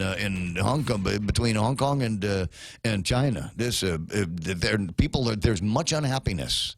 There has been for a long time on the island, and it is starting to bubble up to the surface where it's a lot more visible, at least to Western press. The VIX is off, and the DAX is up by 29 point something close. $56.09 for a barrel of West Texas crude. I don't have the Tappas number for you. I'll get that after Jerry Roberts takes care of the extra point. And then when we're done, we'll talk about what I think might be a pretty interesting opportunity. I like it. It's coming up next. Jerry Roberts right now, brought to you by Guahan Insurance Services and First Hawaiian Bank, where it starts with this. This is the Extra Point. You're the CEO of the leading company in your field, and you've been number one ever since Jennifer joined the team. She's the best salesperson you've ever known and has been the biggest reason for your success. Now, recent employee resignations can be traced to her, and you realize you're faced with a problem. Today, we look at how much we'll put up with before we think of firing our top performer. That's next on the Extra Point. It's important to have claims process that works for you. At Guahan Insurance Services, we make things simple and convenient. Same door you walk in to purchase your insurance is the same door you open to file your claim. We can't pretend that the car insurance claims process is fun, but we can promise a hassle-free and speedy recovery without any runarounds. For your home, auto, and business insurance, visit us at the Camacho Landmark Center on Marine Corps Drive in Tamuning. Don't forget to like us on Facebook or give us a call at 475-1162 or text 929-SAVE. That's 929-7283. Paul built his company from the ground up, sweated for years while developing a solid reputation. Yet, growth was slow until Jennifer was hired to sell. She was aggressive and talented, worked incredibly hard, and overall sales doubled in her first year. By the end of her third year, the company was outselling everybody, and Jennifer was personally responsible for bringing in just over 55% of the company business out of a sales team that numbered 8. That's a huge percentage for a single salesperson, and the only thing larger than that percentage was her ego. At the beginning, she was soft-spoken and got along well with everybody in the office. Now, relations were strained and arguments were frequent. Jennifer had alienated almost everybody with demands that admin staffers give her special treatment and yelled at them when they refused. 2 admin assistants had resigned over the abuse directed at them. At first, Paul tried to smooth over the troubles by bringing all parties together to discuss common issues. That helped for a week or two until the next eruption. Paul's company had tripled in size since Jennifer came aboard, and he now had almost 100 employees. He had the manpower and expertise to take on bigger projects, and the future was bright, and he didn't want to confront Jennifer about her disruptive behavior. He was afraid that she'd walk out. 2 months passed and problems continued, but still, Paul didn't deal with the situation and tensions were high in the office. Then 2 promising young salespeople came to him and resigned. Paul was shocked to learn that Jennifer had told them they would lose some of their accounts to her because she was more likely to deliver results. No such decision had been made, and Paul had had enough. He called a meeting with Jennifer for the end of the day to let her know she had to change. At first, Jennifer disputed the claims of the 2 salespeople, then told Paul that she should be treated better because she had essentially built his company for him. Without her sacrifices, she said, Paul would have a tiny team and still be struggling. He took a deep breath, told her she was right, thanked her for everything she had done, and calmly fired her. Paul then persuaded the 2 salespeople to stay and divided Jennifer's accounts between the whole team. Morale improved and peace was restored. Jennifer dropped by a couple of weeks later to tell everyone she was now selling for their largest competitor. They wished her well, silently figuring she'd likely soon cause havoc at her new company. Paul had learned that one person, no matter how valuable, cannot be allowed to hold an organization hostage to their whims. Star players are great, and we want them. But in the end, what counts is what's best for the team. That's the Extra Point. Get out there and make something good happen today. For 93.3, The Ray Gibson Show, Guahan Insurance Services, and First Hawaiian Bank. I'm Jerry Roberts. That's another good one. Sometimes you got to fire stars. Never pleasant, but sometimes they got to go. Sometimes they do, don't they? Don't you wish that they'd get, like, A, number one, a hint, or B, they'd get hunted by somebody else so you don't have to fire them. They'd quit on their own. Yeah. That's always my favorite one is the one that they walk into my office. I'm quitting. Good. I was going to fire you. I was going to fire you anyway. Sorry about that. $65.88 for a barrel of Tappas crude. That's off. It was $67.91 when we looked at it on Friday. So the numbers are going in the right direction, and it's a nice long weekend made for some decent trade opportunities on that one.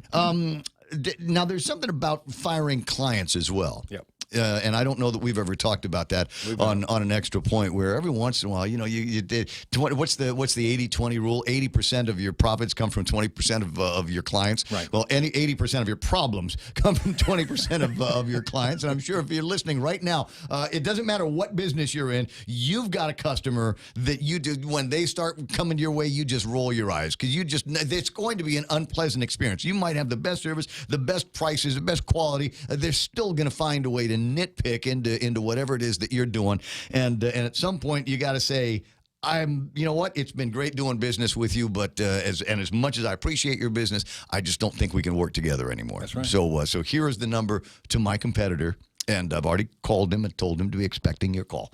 I wish you luck with him. Yeah. Sometimes you can do stuff like that. That's right. You got to be brave. But as I say, courage is always rewarded. Now there's an interesting opportunity. I was scanned the newspapers this morning, going to look and see if anything interesting happened here in the last 72 hours. No, but there was an interesting ad that I saw, and I clipped it out. It says school/church campus for sale, and gives a phone number. Really? Yeah, school/church campus for sale. And I haven't made the telephone call yet on the number to find out whether we're talking about maybe it's an asset of the archdiocese that they need to spin out to pay the lawyers, or maybe something that's going to go to all of the damages and the awards down the road, or is there another school or campus and school that's attached to a church that is independent of the other schools and churches? Well, think about it. Where would a church and a school reside together? I don't know that the Harvest is a good example. I mean, I'm not saying that's Harvest. Yeah, but because frankly, Harvest is big enough. They're going to start buying everything. Whatever the archdiocese sells, they'll buy. It'll be Harvest. Yeah. Under the Catholic Church, let me see. What would that be? Mount Carmel, possibly? No, there's no church there. Yeah, there's a church. I want to say it's right next to the adjacent. Yeah, but I don't know. I don't know that. Yeah, I don't. Is it a school and church at the same time or something like that? So as I said, there's an interesting business opportunity here. Whether you want to open your own Church of the Poison Mind, or whether you're thinking, why not? Maybe there's a school, there's a campus. Maybe I can open up my own charter place. Well, we're thinking that they must have facilities. Mm-hmm. You're thinking about there's probably a playground of sorts. We'll dig out the phone number, but as I said, there's always an opportunity. Maybe Igna says maybe it's St. Paul's. Could be. I'll see what we can find out for you. But as I said, that to me looks like it could be an interesting opportunity for the right person, the right kind of business, and maybe an escape hatch for somebody that says, you know what, I'm doing this, but I'd love to teach. I'd love to preach. If there's an auditorium that goes along with that with good seating, call me. Yeah. 7:31. You can find Jerry Roberts and today's transcripts at guamtraining.com on the World Wide Web. Yes, nice to see you back in the studio tomorrow. I'll have your cameras working. It's the Ray Gibson Show. Headlines now from the Guam Daily Post and Kevin Kerrigan. Half a day and good morning, Guam. And the headlines from the Guam Daily Post this morning: Jonathan Ross Pangilinan will pay just $500 in restitution to the family of the man he killed last year. Pangilinan began his 10-year prison sentence in April after his conviction in the 2018 killing of co-worker Librick Manglonia. Manglonia's family had sought more than $17,000 in restitution to pay for funeral and other expenses. However, during a restitution hearing before Judge Michael Berdallo on Friday, prosecuting attorney Jeremy Kemper said it appears a lot of the expenses were taken care of through other means. Under his plea agreement, he admitted to recklessly causing Manglonia's death, but he did not intend to kill him. Dr. Robert Underwood, the former Guam delegate to the U.S. Congress and recently retired president of the University of Guam, has been elected chairman of a commission that will plan Guam's participation in the events recognizing the 5th centennial of Ferdinand Magellan's circumnavigation of the globe. The commission will be responsible for ensuring that indigenous narratives and critiques are incorporated into the planning of events and marketing materials associated with the 5th centennial. The government of Spain is hosting a number of international commemorative events, including a retracing of the voyage, conferences, exhibits, and other programs. The legislation creating the 5th Centennial Commission states that the people of Guam should be involved in the commemorative events in order to showcase Chamorro culture and Chamorro navigational skills and canoe technology. The Liberation Day float from the village of Santa Rita was chosen the winner in the float competition Sunday during the 75th Liberation Day Parade. Agate's Liberation Float came in second, followed by Mong Mong Toto Mighty. In the Government of Guam category, a joint float built by the Guam Power Authority and the Guam Waterworks Authority came in first. And there was a tie for second place between the Port Authority of Guam and the Department of Public Works. In the private sector, Ambrose Inc. was selected best float. The winners received cash prizes of $1,000 for first place, $750 for second place, and $500 for third place. For these stories and more, log on to postguam.com or pick up a copy of today's Guam Daily Post. Dude, go back on the footage and see why the Ambrose float won. They had these massive video walls on both sides of the float. On one side, you got Joe Guam playing on the ukulele. On the other side, you've got mixed plates, like one of my favorite bands. They're going to play at my 18th birthday, playing on the other side. And then you got video camera guys that were shooting video of the people on the streets that were enjoying watching these guys rock out on stage. So I thought it was outstanding. Plus the floats in the back of all of the Kona beers, Kona Brewing Company, and they had all these old classic cars that were off in the background. I thought that was terrific. And here's something that you don't know. I don't know if I'm allowed to say so, but I'll take a chance. Here's the thing. They put that float together in 4 days. Some people have been planning their floats, flew in architects and designers and builders from the States, fashion people. I mean, who was it that wove Pia Mia's coconut leaf thing? Somebody had to do that. Somebody had to design it. Somebody had to put the thing together. I don't know what it was. Fancy piece of art. But as I say, the Ambrose float, 4 days to work and construct. So congratulations to them and their advertising marketing genius teams over at Calypso for getting that done in time. 7:35 in the morning. That's time from, who is it? iConnect. Give them a call. 888-8888. Just pick up a phone and dial, press 8 until somebody answers the phone. And then ask them how they can save you money on things like internet and mobile plans. We know too well the inconvenience of not having power after a storm. You worry about food in the freezer going bad. Nights get hot. It's hard finding comfort when going to sleep. These are realities. But with solar and battery storage from Micronesia Renewable Energy, these realities can be a thing of the past. The solar works during the day and the batteries power your home at night. Call 632-2613 to see how solar plus battery storage can make life a little more convenient. MRE, the smarter choice. I want more convenience in my life. Introducing IHOP's new pancakes, all natural, 100% USDA choice black Angus beef. You're going, Gibson, what kind of pancakes are made with beef? Hamburgers are made with beef. For a limited time, get the classic burger with unlimited fries for just $6.99. Anywhere else, this is a $15 burger, but they've got it for you for $6.99 at the IHOP in Tamuning. Get a free Polar Pop any size when you fuel up on $35 or more of premium high-performance fuel. Conditions apply. See stores for details. Circle K. Take it easy. Get a free coffee any size when you fuel up on $35 or more of premium high-performance fuel. Conditions apply. See stores for details. Circle K. Take it easy. Get $5 off any Circle K car wash package when you purchase $35 or more of premium high-performance fuel. Conditions apply. See stores for details. Circle K. Take it easy. Traffic Gizmo time. Let's take a look at the map, see if there's anything happening that's going to slow you down and make your drive to work that much more unpleasant. Look, if it takes a long time for you to get to work, that's good, because it means that you get to spend more time hanging out with me on the actual radio.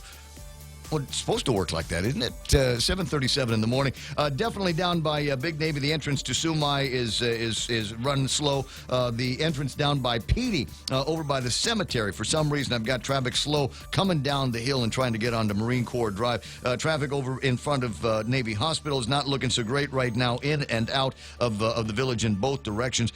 You'll see some traffic delays if you're coming into Agana from by the swimming pool and on Route 4 into the downtown area. There's something wrong with that light because it seems to slow things down a little bit too much. 4 and 10, a little bit slow at that intersection. 10 and 15 running slow. 8, 10, and 16 probably as good as it's going to look for the entire day. Not so bad. You'll see some traffic at both ends of the Guam International Airport. Marine Corps Drive, busy in the usual spots of the usual suspects, and then all the way up to Jigo. Shouldn't have too many problems. Just a reminder, even if it sucks right now, in 2 weeks, it's going to suck even worse when everybody goes back to school. So if just grab this pile of traffic and love it, because it ain't going to be great in a couple more weeks. 7:38, and that's your right now traffic here in Point. Business travel just got easier. Take your data plan with you for only $10 a day to all 17 Data2Go destinations. Never worry about additional data roaming charges when you go where your business needs you. The US, China, Thailand, and so much more. Have the assurance you need to check emails, surf the web, and stay connected. Call 688-2677 today to make sure your account is Data2Go ready. Docomo Pacific. Better together.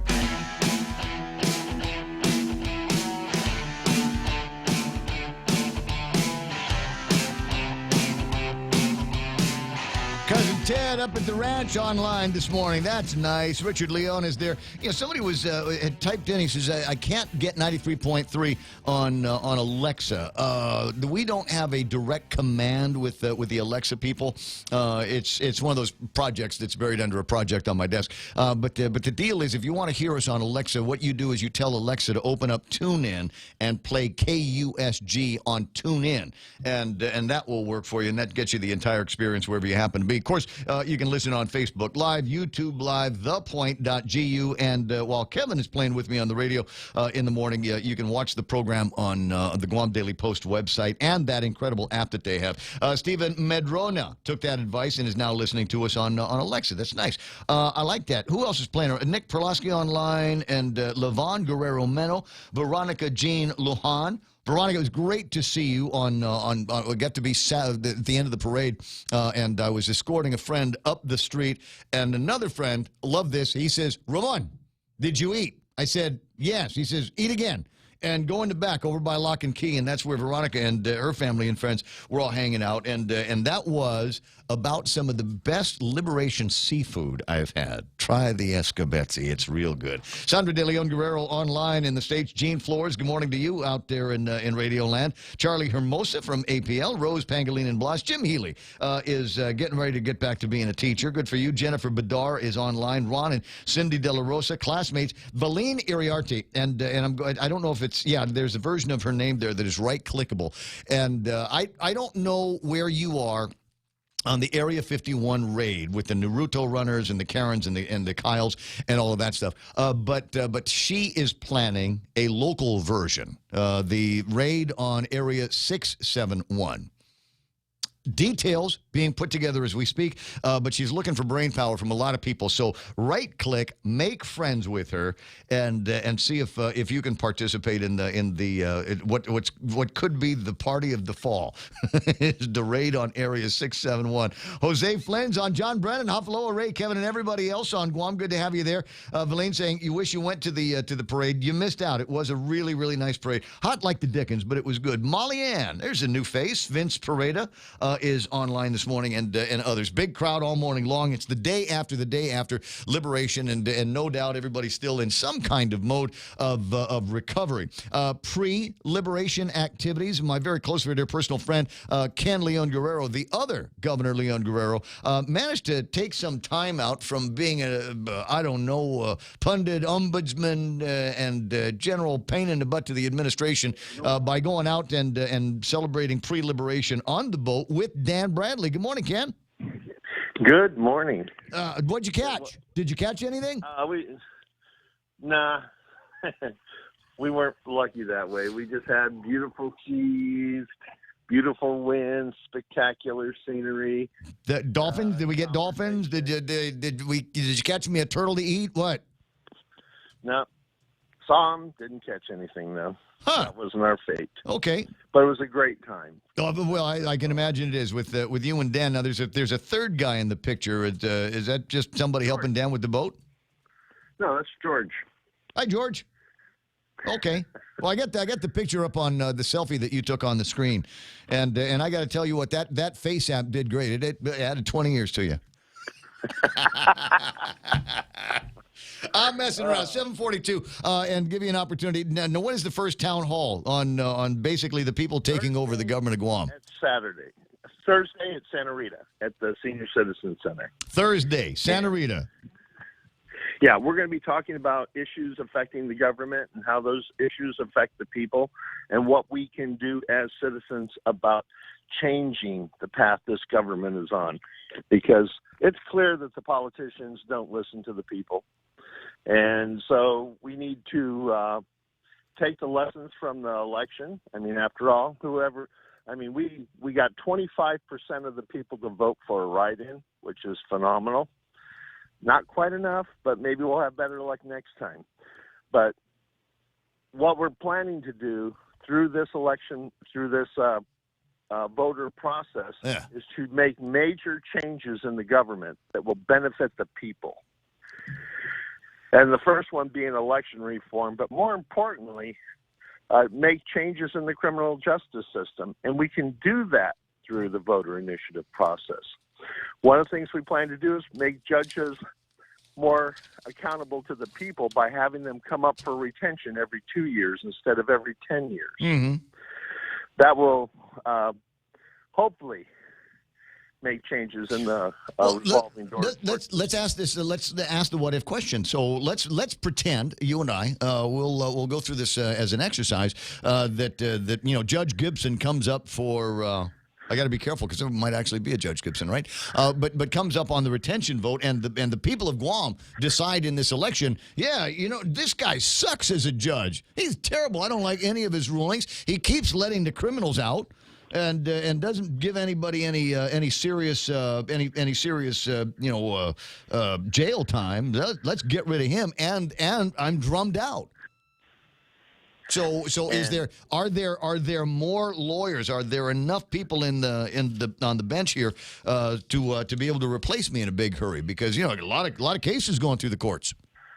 Well, what would happen is the governor would have to appoint someone else, and we have a pretty deep bench here on Guam when it comes to lawyers. So I'm sure the governor will find someone, and they will have to go through the legislative vetting process and be appointed. Yeah, because another example here, and I'm going to see if my buddy Nick can add a little bit to the story in the Guam Daily Post. This came out Saturday morning, so a lot of people might have missed it. Man on pretrial release has been charged in a burglary worth $20,000.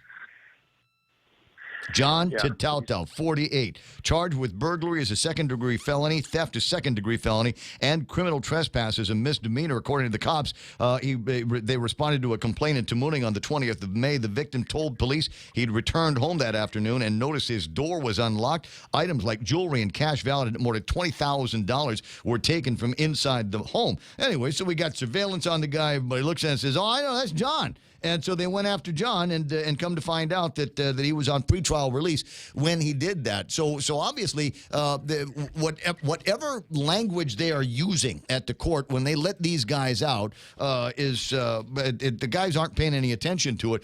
We've got another story on the newspaper on Saturday. Rape defendant released from prison. This is going to go well. Yeah. Probation authorities were told they were initially concerned that there were a lot of minors at the residence that one was staying at, and that there would be no third-party custodian to watch him during the evening hours. Steve Hattori comes through and says, well, we got somebody that vows to watch this guy around the clock. And then my cousin Judge Berdalio released one under house arrest on an unsecured bond, ordered to have no contact with and stay away from the victim. Unfortunately, it's just a piece of paper, this order, and I don't know that pieces of paper matter to a lot of these guys anymore. They just go out there and do what they want to do, and because they know they'll get arrested again, slapped on the wrist, and then back out. if you think back, I think it was maybe 2 years ago, a guy who was on pretrial release for aggravated assault violated his court orders and went and murdered the woman that he was ordered to stay away from. Yeah, he had the piece of paper. We have serious problems in our court system, and since the judges don't feel any sense of urgency about protecting the public, maybe if their names came up every 2 years for retention, that might change it. That is our hope in changing the law to require 50% of the Superior Court judges to come up for retention every election. Yeah. That way they get 4 years instead of 10. We'll keep talking about that, and I'll keep pushing people to your event. All right, 7:47. I got to let you go. I got my Uncle Robert on the other line. Okay. And I got it, and I'm going to get him. Uncle Robert, I sent you a copy of that picture, right? That Shelley found? Yes, that's great. That's great. With the little boy in the windowsill? With the little boy in the windowsill, and I'm trying to figure out who that little boy could be. It's kind of hard to get a gauge on when that picture might have been taken. You know, in my head, I'm wondering if it might have been late enough in the 40s to be a picture of Uncle Jim, my Uncle Jim. It could have been your Uncle Jim, or it could have been my brother Richard. And because there's another picture somewhere where it's actually Richard in front of the three men and Daddy Underwood. Yeah. So what we're talking about here is I love this. One of my favorite things about this time of year is that everybody kind of breaks out their old photo albums, and every once in a while somebody will scan something. It'll get on the internet, and then I'm looking at it going, okay, well, who are these people? And so I'm going to share this one online just because I can. But the idea is, come on, it's my show, right? I can do whatever I want to in the program. That's right. There it is. I'm all for that. The more Underwoods, the better. Exactly. So here's what we've got here. This is Shelley found this picture, and it's a shot of the Underwood boys. There is James Holland Underwood, who is standing next to my grandfather Ray Underwood, and I got a sense of where the time was, and it had to be somewhere between the end of the Second World War and the early 1950s, because Daddy still has hair. Right. Right? Wasn't much longer. Next to Jim Underwood is my Uncle John, your father. Right. And then off to the far left is a guy named James Underwood. He was Jim Underwood II, and known for being the best bartender in San Francisco. He was a bartender, and one of my favorite family members. I mean, you're up there. You're up there, favorite. But this guy'd show up at Daddy's house, be Christmas morning, and be a knock on the door, and there's Uncle Jim. He just kind of flown in on a Mac or something like that, come to spend the holidays with the Underwoods on Guam. Yeah, and he was a very interesting man. Of course, he was a bartender at the Mark Hopkins and then at the United Lounge for many years. Mm-hmm. So it's a great guy, quite a character. So over my grandfather's shoulder is a little boy watching the photograph getting taken from me inside the house, and I'm struggling to figure out who that is. And again, figuring out the timing on the photograph, etc. It could be my Uncle Jim, could be your brother Richard. Yeah. What did Auntie Annie say? I haven't asked her. Okay, that's the important thing. So she's the only one who knows anything. Last of the Mohicans, right? Family, the family relic. 7:50 in the morning, 888-8255. Uncle Robert's online this morning. Your thoughts on liberation before we get to the 5th centennial? Well, the Liberation Day was a great day. A lot of memories. A lot of people had a lot of different emotions. Some of them conflicting, but it's always a time to think about the past and the contributions of the people who made that great series of events. I always think that the parade is. Is a good 2-hour parade extended into, several hours. So, but hey, if that's what people want, and apparently that's what they want, and that's what you give them.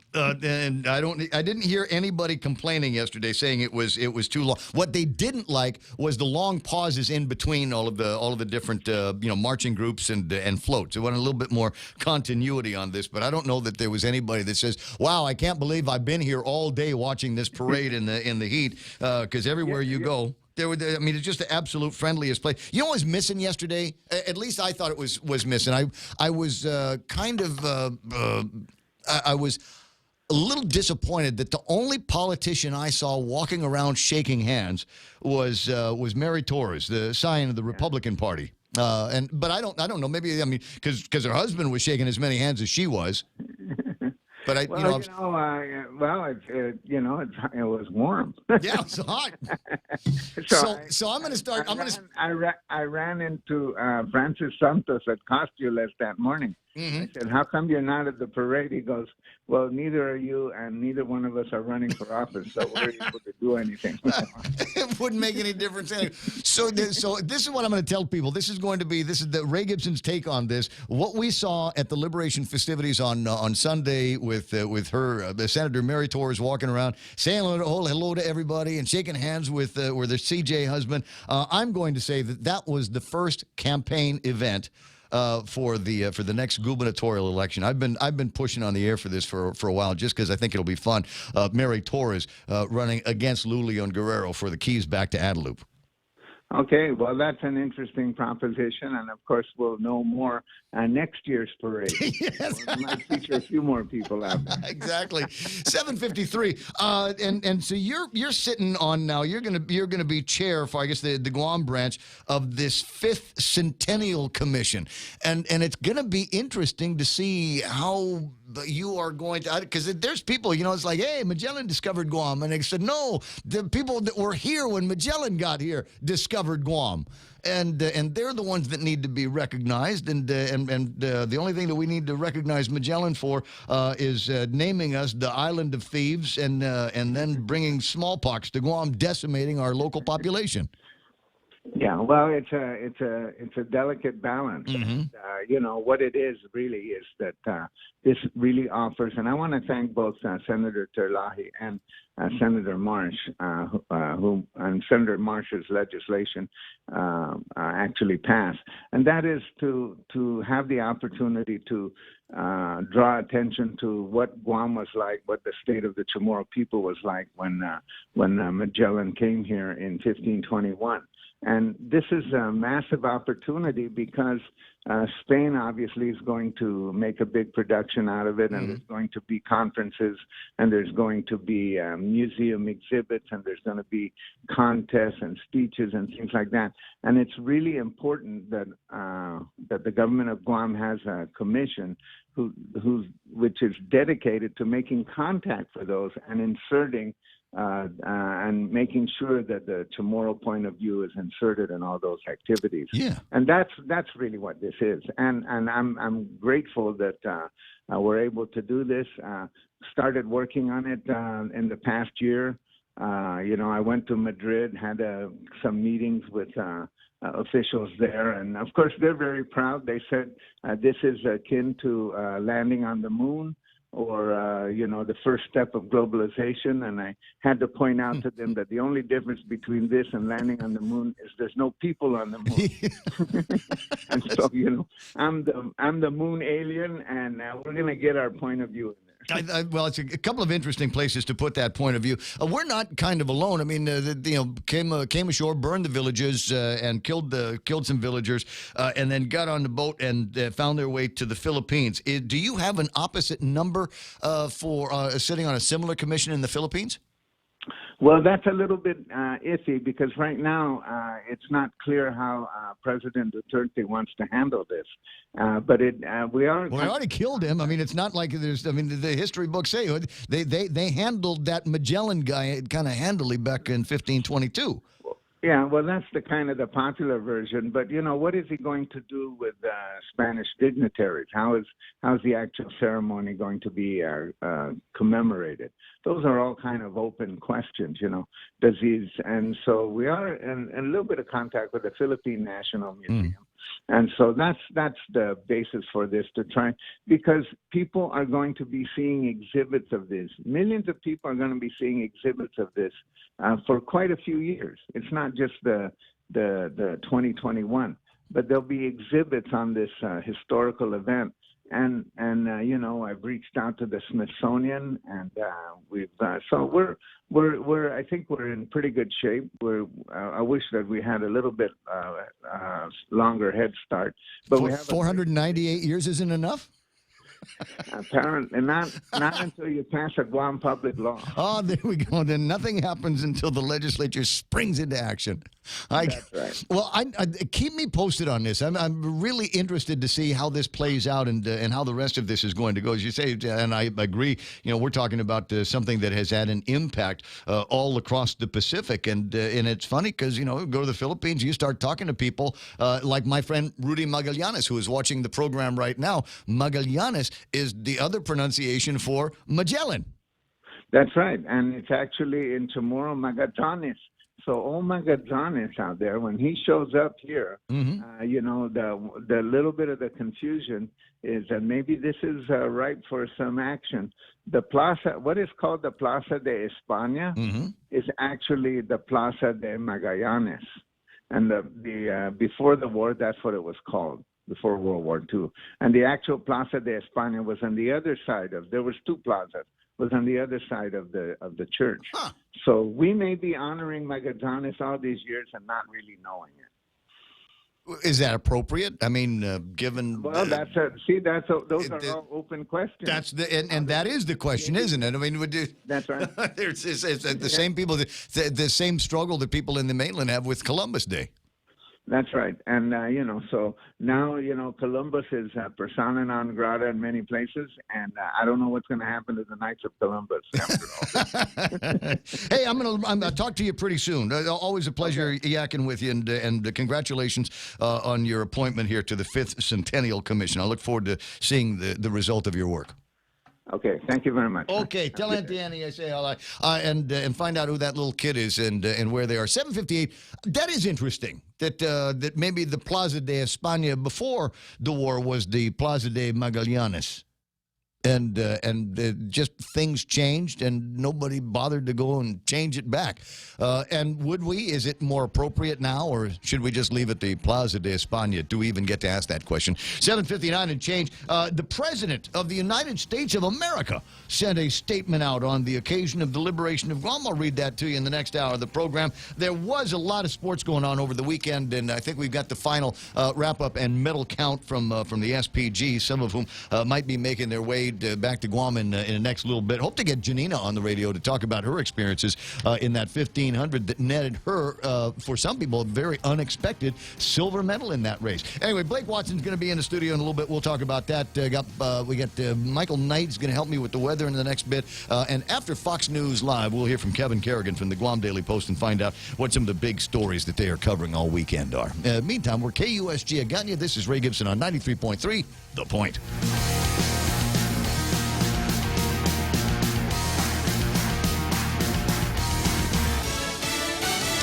They want him out. I'm Jane Metzler, Fox News. Another day of massive protests in Puerto Rico. Hundreds of thousands blocked a major highway in Puerto Rico, calling for the resignation or impeachment of that island's governor, Ricardo Rosselló. Rosselló says he will not run for re-election next year, but he still refuses to resign over that obscenity-laced online chat that showed him and several associates, including cabinet members, insulting women, gay pop star Ricky Martin, mocking the disabled, and Hurricane Maria victims. Rosselló talked with Fox's Shepard Smith this afternoon. Well, again, I have apologized sufficiently to some of them. My effort is to apologize to all of them. No, well, you can do that here if you want to have a mea culpa. If you want to have a mea culpa, you're welcome to do that here. Yeah, I've done so. I apologize. So you don't want to do so again. People I've offended. So to Ricky Martin, to to the Melissa. What about the survivors of the dead people who were made light of? Of course, that as well. I apologize. President Trump did not respond directly when he was asked if Rosselló should resign. He did call him a terrible governor, said he personally is the best thing that ever happened to Puerto Rico. And this is a Fox News alert. We're just now learning the White House and Democrats in Congress have reached agreement on something. It's a 2-year budget deal. Will extend the debt ceiling to avoid a government shutdown. The deal would partially be offset with about $75 billion and would raise spending caps for both defense and non-defense agencies. House Speaker Nancy Pelosi wants legislation advanced this week. That's Fox's Jared Halpern, and this is Fox News. Hey, welcome to this Subway ad for the new club collection. How do you want it? I'll take a book club. Absolutely. So, last week we sunk our teeth into Subway's meaty new release, the Steak Club. I didn't finish it yet. Oh, not again, Sandra. This week, it's the new Southwest Chicken Club, also by Subway. No spoilers, but there's a tasty twist. Jalapeno cheddar bread and guacamole? Sandra, get out. Subway, make it what you want. Good ending. Limited time only at participating restaurants. 65 years ago, Bank Pacific opened its doors to our community. As we celebrate, we offer you a special 65th anniversary personal loan rate for as low as 4.65%. For travel, back to school, a wedding, do whatever you want with the money. During July, we just want to give it to you for as low as 4.65% APR. It's our birthday present to you. Bank Pacific, where others put branches, we place roots. Equal opportunity lender, member FDIC, conditions apply.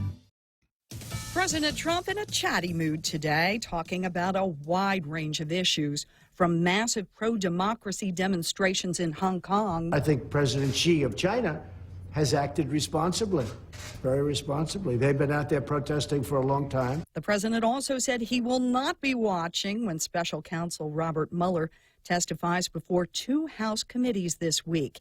He said terminating the Iran nuclear deal was one of the best things he's done in office.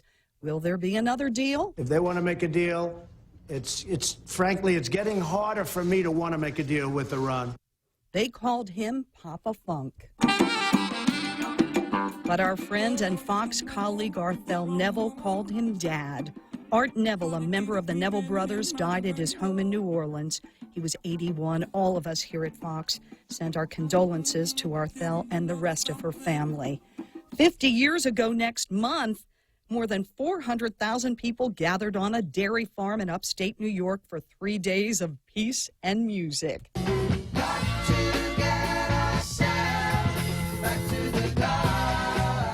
Good luck with that. Like the first Woodstock Festival, plans for Woodstock 50 are running into trouble getting approved for a permit. The town of Vernon, New York, the latest to turn down organizers, saying the application was filed too late, among other concerns.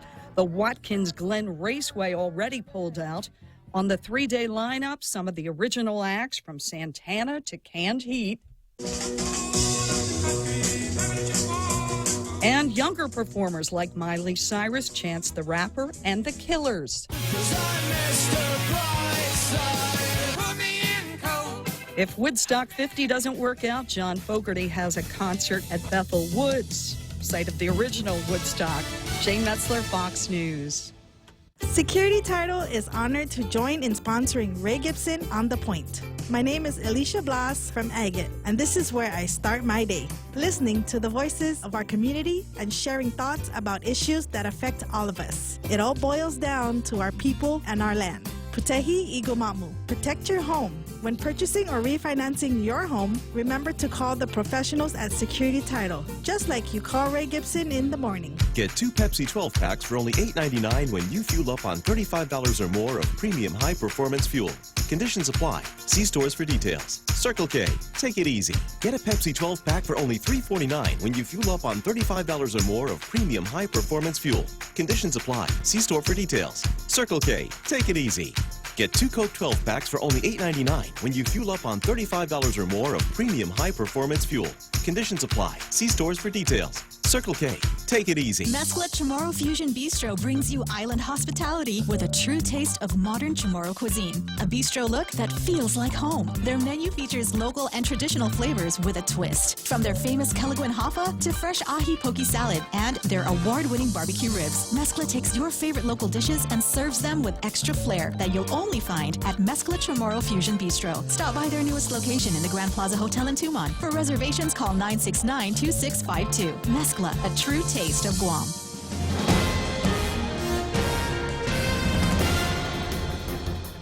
Half a day and good morning, Guam. News time here at The Point is 7 minutes past 8 a.m. this Tuesday morning. I'm Kevin Kerrigan. Here's a look now at some of the top stories from the Guam Daily Post. Guahan Academy Charter School has been granted permission to remain in buildings C and D in Tidjin for another 4 years. GAX has been occupying those buildings since 2013 at no cost. It's the only charter school that has been provided a GovGuam facility. GAX officials are also asking to use a third Guam DOE building, again at no cost. The enabling legislation for charter schools does not authorize Guam taxpayers to support public funds for use to construct, reconstruct, or improve charter schools. Of the 3 charter schools, GAX was the first to open its doors. The Memorandum of Agreement signed in 2014 authorizing the use of the GovGuam buildings was intended to be a 2-year lease to help GAX get off its feet. The 2 other charter schools, I Learned Academy Charter School and Sciences Fund Charter School, are funding their own school facilities. Nearly $542,000 in travel expenses have been reported by 6 agencies between the second quarter of last year and the third quarter of this year, according to reports submitted to the Guam legislature. The 6 agencies are the Office of Public Accountability, the Office of the Attorney General, the Department of Administration, DPW, the Guam Economic Development Authority, and Rev and Tax. Most of the travel was federally funded. The cost to the local government was about a third of that at $151,000. DPW had the highest travel costs at over $270,000. DOA spent $128,600, and the OPA travel costs were $42,400. The costs included airfare, lodging, registration fees, ground transportation, and per diem. Some agencies, however, did not provide a breakdown of their costs. The reasons for the travel, generally for workshops, travel events, or meetings with investors. We'll have more news after this. KFC has finally answered the world's most important question. What came first, the chicken or the egg? And the answer is both. Introducing KFC's KFC AM, their new Southern and local-inspired breakfast. AM-loaded platter with chicken fried rice, waffles, and Colonel's chicken congee. KFC also has your all-time favorites, AM chicken and egg wraps, Southern biscuit and sausage sandwich, and hash browns. So for finger-licking good mornings, AM will never be the same at KFC. KFC, it's finger-licking good. The summer of Jeep, Compass, Cherokee, Wrangler, Cars Plus in Mighty. Your new adventure starts now. Buy the 2019 Motor Trend SUV of the year and get a new Jeep Wrangler Sport for $268 per paycheck. Or get a new Jeep Compass Sport, only $167 per paycheck. Let them hear you coming in the new 2019 Jeep Cherokee. Buy for $205 per paycheck. And get financing as low as 1.99% on all Jeep models. Come see why you'll be kicking it at Cars Plus in Mighty. Driven by you. 10 minutes past 8 a.m. here at The Point. Jonathan Ross Pangilinan will pay just $500 in restitution to the family of the man he killed last year. Pangilinan began his 10-year prison sentence in April after his conviction in the 2018 killing of co-worker Librick Manglonia. Manglonia's family had sought more than $17,000 in funeral and other expenses. However, during a restitution hearing before Judge Michael Bordallo Friday, prosecuting attorney Jeremy Kemper said it appears a lot of the expenses were taken care of through other means. In his plea agreement, Pangilinan admitted to recklessly causing Manglonia's death, but he said he did not intend to kill him. 48-year-old Jonathan Torres Tatautau, who was already on pretrial release for a 2018 burglary, has been arrested again and charged with another burglary during which more than $20,000 worth of items were reported stolen. The robbery happened May 20th, and according to the magistrate complaint, the victim told police he had returned home and found his door open. He told police jewelry and cash valued at more than $20,000 was stolen. A neighbor's home surveillance system caught the man on camera, and the victim later received a message on social media identifying the suspect. Police also got a call identifying the man in the video. Tatautau is now faced with charges of burglary, theft, and criminal trespass.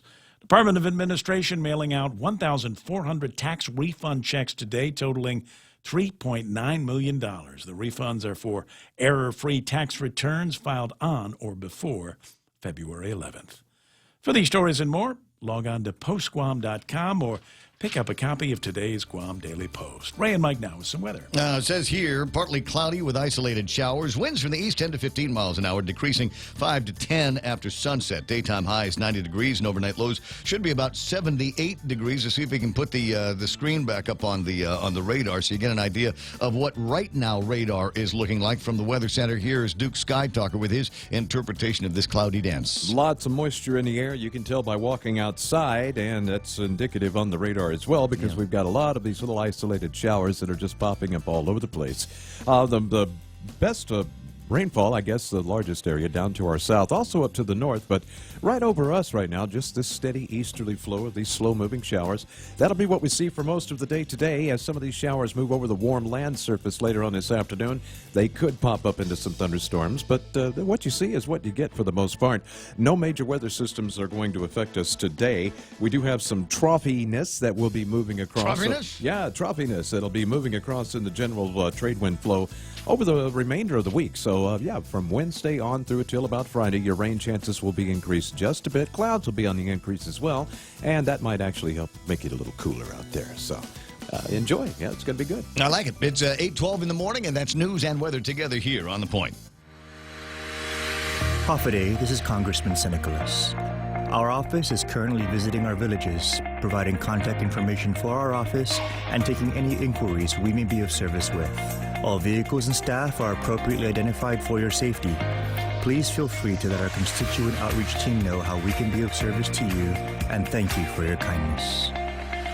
This ad was paid for with official funds from the office of Congressman Michael F.Q. San Nicolas. I see it there. Portions of the Ray Gibson Show brought to you by my pals over at Ruby Tuesdays, and they've got something special for you on days like today that have the word Tuesday in it. And you and a friend enjoying a fantastic meal of $25.99. You're going, whoa, wait a second. $25.99, and the two of us are going to eat. Yeah, here's the way they did the calculus in here. We've got two endless salad bars, so one for you and one for the other person. And then once that's done, after you've eaten all of the greens in the place, then you can line up for a couple of tasty entrees. One for you, one for the other person, and then you can share share a dessert. That closes the meal. Terrific price, $25.99 all day, every Tuesday for a limited time at Ruby Tuesdays. Program's also brought to you by Micronesia Renewable Energy. Never been a better time to go solar, especially now because we've got battery systems that can go into the solar system. 632-2613 gets you a free consultation. The guys over at Security Title,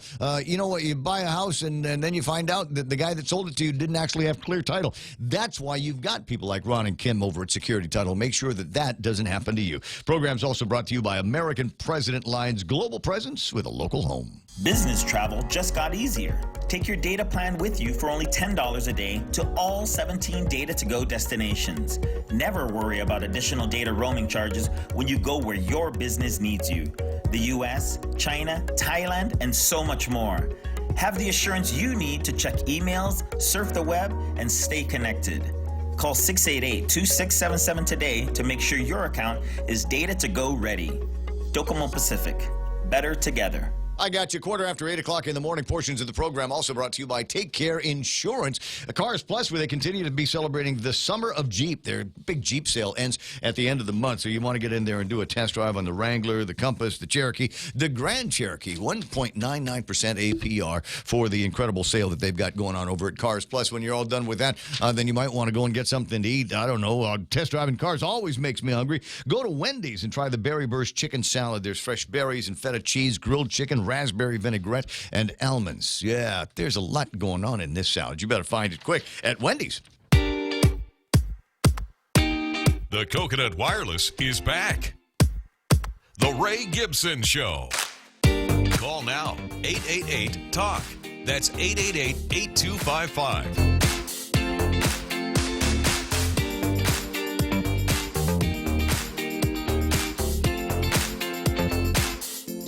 Happy to us all over the place. I don't know that viral is the word. I think that people took time away from their social media, at least taking things off social media to try to put things on social media. And I'm talking about pictures and videos and stuff that they took over at the Liberation Parade. There were a couple of interesting non-parade-y pictures, including a video of a woman that was having a pretty bad day and chased after a couple of guys with a knife. She was apprehended. I had it up online, but it would not. I didn't play, hear about that one. It would not play all the way through. I might try it again in a couple of minutes. But as I said, she went after a couple of guys, goes running down the sidewalk over behind District Court, and starts hollering. And there were some interesting words that she was using in there, and it was that kind of like crazy person yell where you're not really sure what they're saying, but you're pretty sure that's language you're not allowed to use in church. You can always tell how angry they are too, even if you don't know what they're saying, just by the tone of the yell. Mm-hmm. It like that. So she had that going there, and so this woman Dina was busted, and they booked her and confined her. The other interesting arrest that took place over the weekend involved a guy that and it's an amazing story, but I think people like hearing it the way that Kevin says it.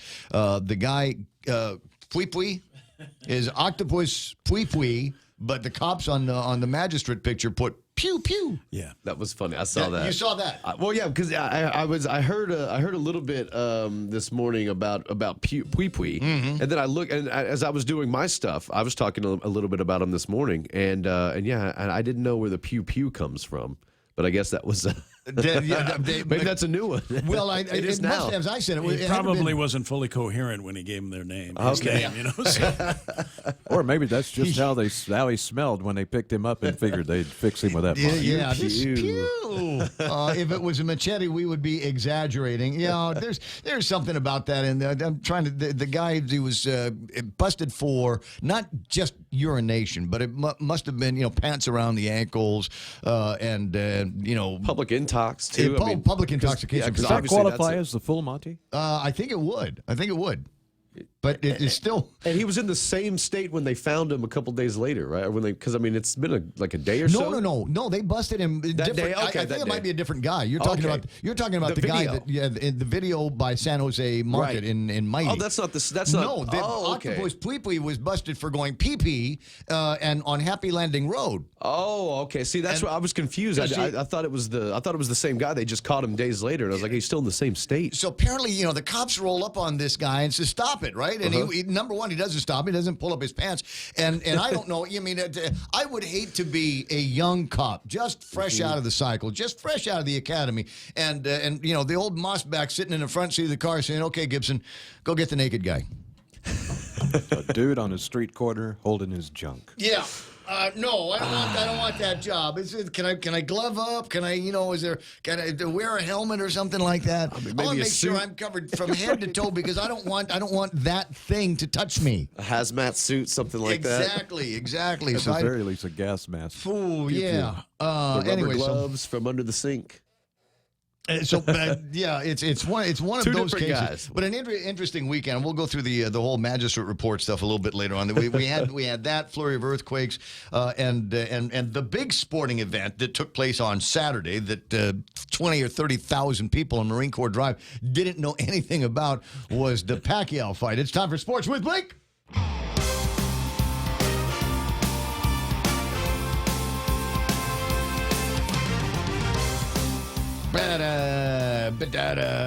Normally be a two-shot here with me talking with Blake, but I've only got one working camera right now. I'll fix that after 10 o'clock this morning.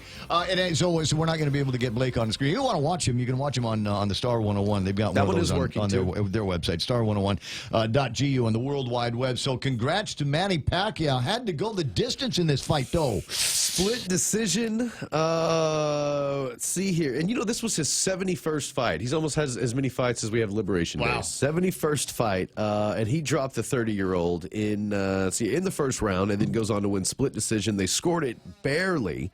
113 three judges. 114 to 113 Thurman. 115 to 112 Pacquiao and 115 to 112 Pacquiao. So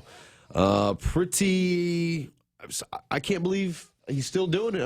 We kind of low-loaded into it. Are we making too much of his age here? Or, him having to go 12 rounds with this guy and then the split decision, is that an indicator that maybe it's time that Manny, I don't know, goes Rocky and finds himself an Apollo? you would like to see him do that, right? I mean, everybody would kind of like to see him do that, but he... no, I want him to keep fighting. You want him to keep fighting? Yeah, Kind of be like one of those guys. I think the elder statesman of it, if for no other reason, because there's, we're from a generation of people that, we're Peter Pan syndrome. I'm sure that Manny Pacquiao has got, I've got it. I'll admit to it. I'm Peter Pan. And in the world of boxing, it's Manny Pacquiao. It's Peter Pan. And he needs to stay into it until he stops getting a busted lip or stops getting black eyes. And I guess he's just 40, so it's not like he's, it's not like he's super old or anything. Yeah, it's not like, and he's hanging with 30-year-olds, which in any sport, when you're talking cardio, that's a really big deal. Boxing professionally for 24 years, 71 pro fights, 62 wins, 8 weight world champions, won a title in his teens, 20s, 30s, and 40s. See, and that's the question that I'm asking here is, did he go 12 rounds because he's old and this guy is lean and mean and much younger, or did he go 12 rounds because this guy was that good? He probably had to. He probably had to dig deep and go the 12 rounds, because he probably knew in his head, especially all those accolades I just named, he probably knew just from mental experience that he was going to have to, go the distance to even have a chance in the decision. So kind of helped him out. Yeah, there's an incredible character, and I love the idea that he was in it. And I was chatting with a couple of people in the Philippines that were watching, and they were nail biting until after the results of the decision. Well, you know what? He went. Well, at least they got happy. And my other buddy says there was nothing happening. The streets of Manila bare. Nothing. Everybody was watching. And the then fight. fighter on Saturday, politician on Sunday, because less than 24 hours after beating Keith Thurman in a welterweight championship fight that we just went over, he boarded a private jet bound for the Philippines to try and attend the State of the Union. He had to go do his senatorial duties. So he's previously floated running for president over there one day over in Philippines. So I think he can do it, especially if he keeps fighting another decade. Then he retires, goes straight into the office. Could do it. Congratulations to everybody that ran the 30-second Liberation Mile. I was unable to do it because I didn't bust it, but I banged my shin up pretty good. That and on top of the other couple of injuries, I think I'm just going to take the month off. I mean, I've got that race. I've got the race at Resorts World Manila. Got to run in that one. I have to run in that one, and I have to do good in it in that race. So there's a part of me I'm going, you know what? Maybe that's just going to no more running and no more hiking and no more anything that's going to hurt my legs any worse than they already are. Man, and you told me, I guess Liberation Day about the shin meeting the rock over the weekend. Yeah, and it didn't hurt. It was all swollen on Sunday morning when I saw it. Didn't hurt until after the hike and everything, and all of a sudden I'm sitting around going, "Wow, I think I need 2 beers, one for my mouth and the other to put on my leg." What the heck happened to that? There is going to be a 5K this weekend, the Mount Carmel Church Savannah Run, 2K 5K, Chamorro Village, showtime 5, go time is at 6 o'clock, and again that's going to be this Saturday. And I got this from a friend of mine from the First Church of God. They've got a 2K 5K that's going to be coming up as well in just a little bit. This one here going to be one of the first ones in August, Saturday, August the 10th, and it's a sunset race, which is we don't generally get around to seeing too many of those. So that's the way it's going to be. We've got Chamorro Village in Agutnia, Lupang, to Lupang, and then back. Grand raffle prize, a trip to Osaka or Hong Kong. Given what I've been watching lately about Hong Kong, I'm thinking Osaka looks pretty good. And I've been to Osaka. I like it a lot. I'm a big fan. So but Hong Kong does not look like a place I want to go anytime soon. Dotonbori, and we'll check out the fun parts of the Don Quixote that they've got there on the riverbank. And there are places on that riverbank where you can go and you can get actual Kobe beef. They give you like a little sliver of Kobe beef for like $10. I had it. Didn't you? And that was the first time first and only time I've ever had it. And I'll tell you this: the restaurant very smoky. You know, and that's not the from whole the beef. place has got there's an aroma. There's an aroma because they barbecue crabs down there. Yes, which is the other thing that you've got to do. As soon as you walk into the Dotonbori area, they have the big crab. They got the big crab there, and you stand in line with everybody else to make sure that you don't get forgotten. That we've got someplace for you, a big hunk of crab leg. Oh yeah, I've enjoyed that. Yeah, it's really good, and like Ray said, you can't miss it. There's a giant red crab on the side of the building. Yeah, that's a great. And then there's the Japanese runner guy on the opposite wall. Everybody has got pictures of all of that stuff. 888-8255-888-TALK. Looking to see if the usual suspects here are online. promoting some of their events. I see Yuka online. Good morning, Yuka. Joe Leaseolangi is online. Pam Duvall says Guam shines in sports. So 2 golds. Three golds. Three golds. And then also we had let's see here. We also had this. I did not know that we had, I got so many tabs. Here we go. The Aquathon. Have you heard of this Aquathon? No. This makes me tired just talking about it. So I don't know if I had the endurance to do this, but we had one lone aquathoner, Christy Wozner. Let's see here. She finished in the event 37 minutes, 15 seconds. The aquathon, I had to look it up. 750-meter swim followed by a 5,000-meter run. Oh. And we do that in the Pacific Games, and we sent one lone aquathon competition. Where's the bike? Should be a cycling part component. I think that's the triathlon. Craig Weymouth, who represented Guam in the triathlon, he finished 1 hour, 10 minutes, and 6 seconds. He placed 9th in the triathlon. But Christy Wozner, Guam's lone aquathon competitor, that's what it says. And I looked up the aquathon. According to, the sport of aquathon consists of a continuous 2-stage race involving swimming, followed by running. And then the distance on that is 750 meters swim. And then a 5K. 5K, yeah. So she finished 37 minutes, 15 seconds. That placed her 7th. Overall. Hey, that's not bad. I wonder which one of the disciplines she went faster in. So 37 minutes. Yeah. She probably one of these little tiny fast girls. So probably got done with the 5K in about 20 minutes or something like that. Yep, yeah, I think I know her. Christy Wozner. Yeah. So you get the running a fast 5K after the swim there. So it could be one of those where in here for 15 minutes, in there for another 15 or 20. And I don't have the breakdown, but it's just cool. I didn't even know that the Pacific Games had an aquathon. Something like I guess a triathlon makes sense. But the aquathon's crazy. So 5x5 men's basketball, 3x3 men's basketball. We got the gold there. Joshter Andrew, senior men's under 81 kilograms in judo, got the gold. There were silvers. Ben Schulte in swimming. Alexander Allen in taekwondo. Tiara Lynn Chargaloff, also taekwondo. Amber Tovis, taekwondo. Weightlifting was a couple of elements here. Dayama Kama. Got a whole bunch of silver in that one, and Jacinta Sumagaisai with 3 weightlifting medals to her credit, and of course Janina Chris with the 1,500-meter silver medal in her race. Yeah, did you get Derek? You saw Derek Mandel. Derek Mandel finally made it to the podium after the last Pacific Games. He was kind of ousted by 0.3 seconds. Very heartbreaking, but not disappointed this weekend. The half mile. Half marathon. Yeah, so he got bronze in the half marathon, and I think it was written that way. There were a couple of really disappointing events for him, but he got into the half marathon, which is weird. He's not a distance guy. No, and it's only been in the last few years that I know about running with him. I mean, the guy could close a half marathon if he wanted to with no effort. Right, and I've actually seen him do it. 1 hour 15 minutes. Oh yeah, but you think about the other 5K and 10K and other Olympic short Olympic distances. And all of a sudden, he's running a half marathon and good for a bronze, ready to go. Allison Bowman got the 3,000-meter steeplechase. Joe Ho with the men's bantam in taekwondo. Leon Ho with the men's 58-kilogram in taekwondo, and another weightlifting bronze for Deolani Kalma. Did you happen to see the story about Jaden Francis? So he is a transplant from Vegas. He is a military dependent from Vegas, and he's been here a short amount of time, which is why he wasn't able to qualify. I'd like to go meet some of the men on the Guam men's basketball team. Any of those? He wasn't able to qualify for the Pacific Games because he hasn't been here long enough. So he represented Guam in the Manhoban Swim Club, 71st annual Keo Nakama Invitational in Oahu, Hawaii. After the 3-day event, he claimed 4 medals, Ray. First place, 100-meter butterfly. Second place, 100-meter freestyle. Second place, 200-meter individual medley. Third place, 100-meter backstroke. Fourth place, 400-meter freestyle. Fourth place, 200-meter freestyle. And fifth place, 50-meter freestyle. And that all got him the Men's High Point Trophy. The trophy, the most coveted award at the Games, given to the meet's most outstanding athlete.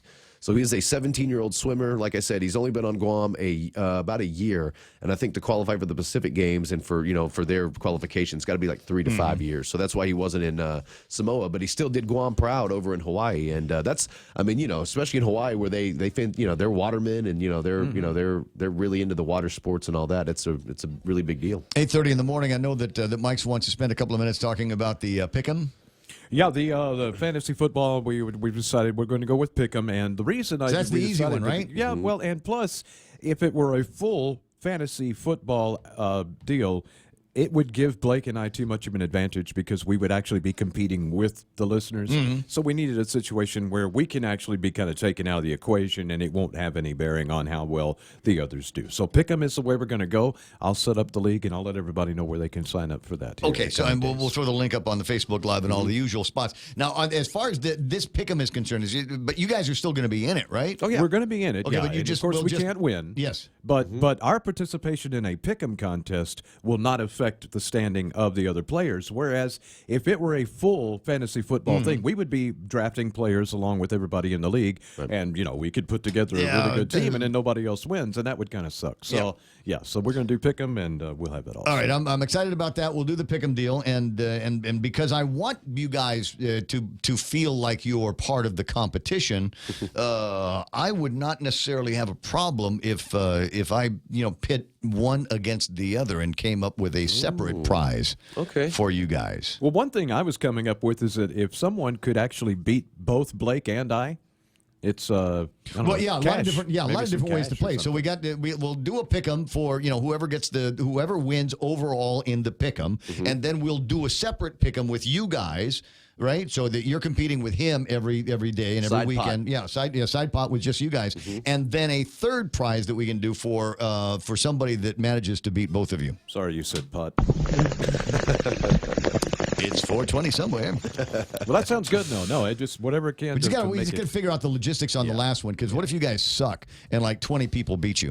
We would have finished in the top 5 last year if it weren't for the points. We were really good on the points, and we're not doing the points this year. We're just doing straight picks. Okay. Yep. Well, we talk about that. You know what? Steve Reuter's online right now from over at Rims, and this seems to me one of those things that Steve needs to get behind, find some big prizes that we can give away in our version of the fantasy football thing, and then then every time we would mention it, Steve, we would mention the client name. It would be I'm trying to think, it was like PIC Pick'em or something like that.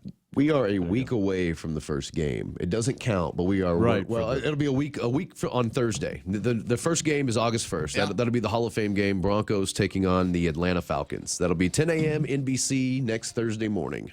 You mean it's not Detroit? No, it's the Broncos and the Falcons up in Canton. Falcons. Yep. So Say it right. So the Falcons and the Broncos they didn't play They didn't play. That was the Panthers that lost to the Broncos in the Super Bowl. So so this isn't a Super Bowl rematch. Okay, but either way, August 1st, next Thursday, NBC, 10 a.m. Denver Falcons. Falcons. There we go. It's 8:33 in the morning, and that's all the time that we got to pretend to talk about sports. Blake Watson's going to go finish the morning show on Star 101. Mike and I are going to stay here, and Kevin's going to do the last look at headlines. That's coming up next. Weekday shopping just got exciting. Join the Agania Shopping Center's Shop and Win on Weekdays promo. Shop or dine at any ASC store or restaurant on weekdays from now till October 31st. Show your receipt at the ASC booth and win instantly. Every $20 spent gets you an entry form to win big at the monthly draws, including round-trip tickets to Manila, $500 ASC gift certificates, and more. See posters and print ads for more. Special thanks to Sky Zone, Fundamental Riders, Vince Jewelers, and Wendy's.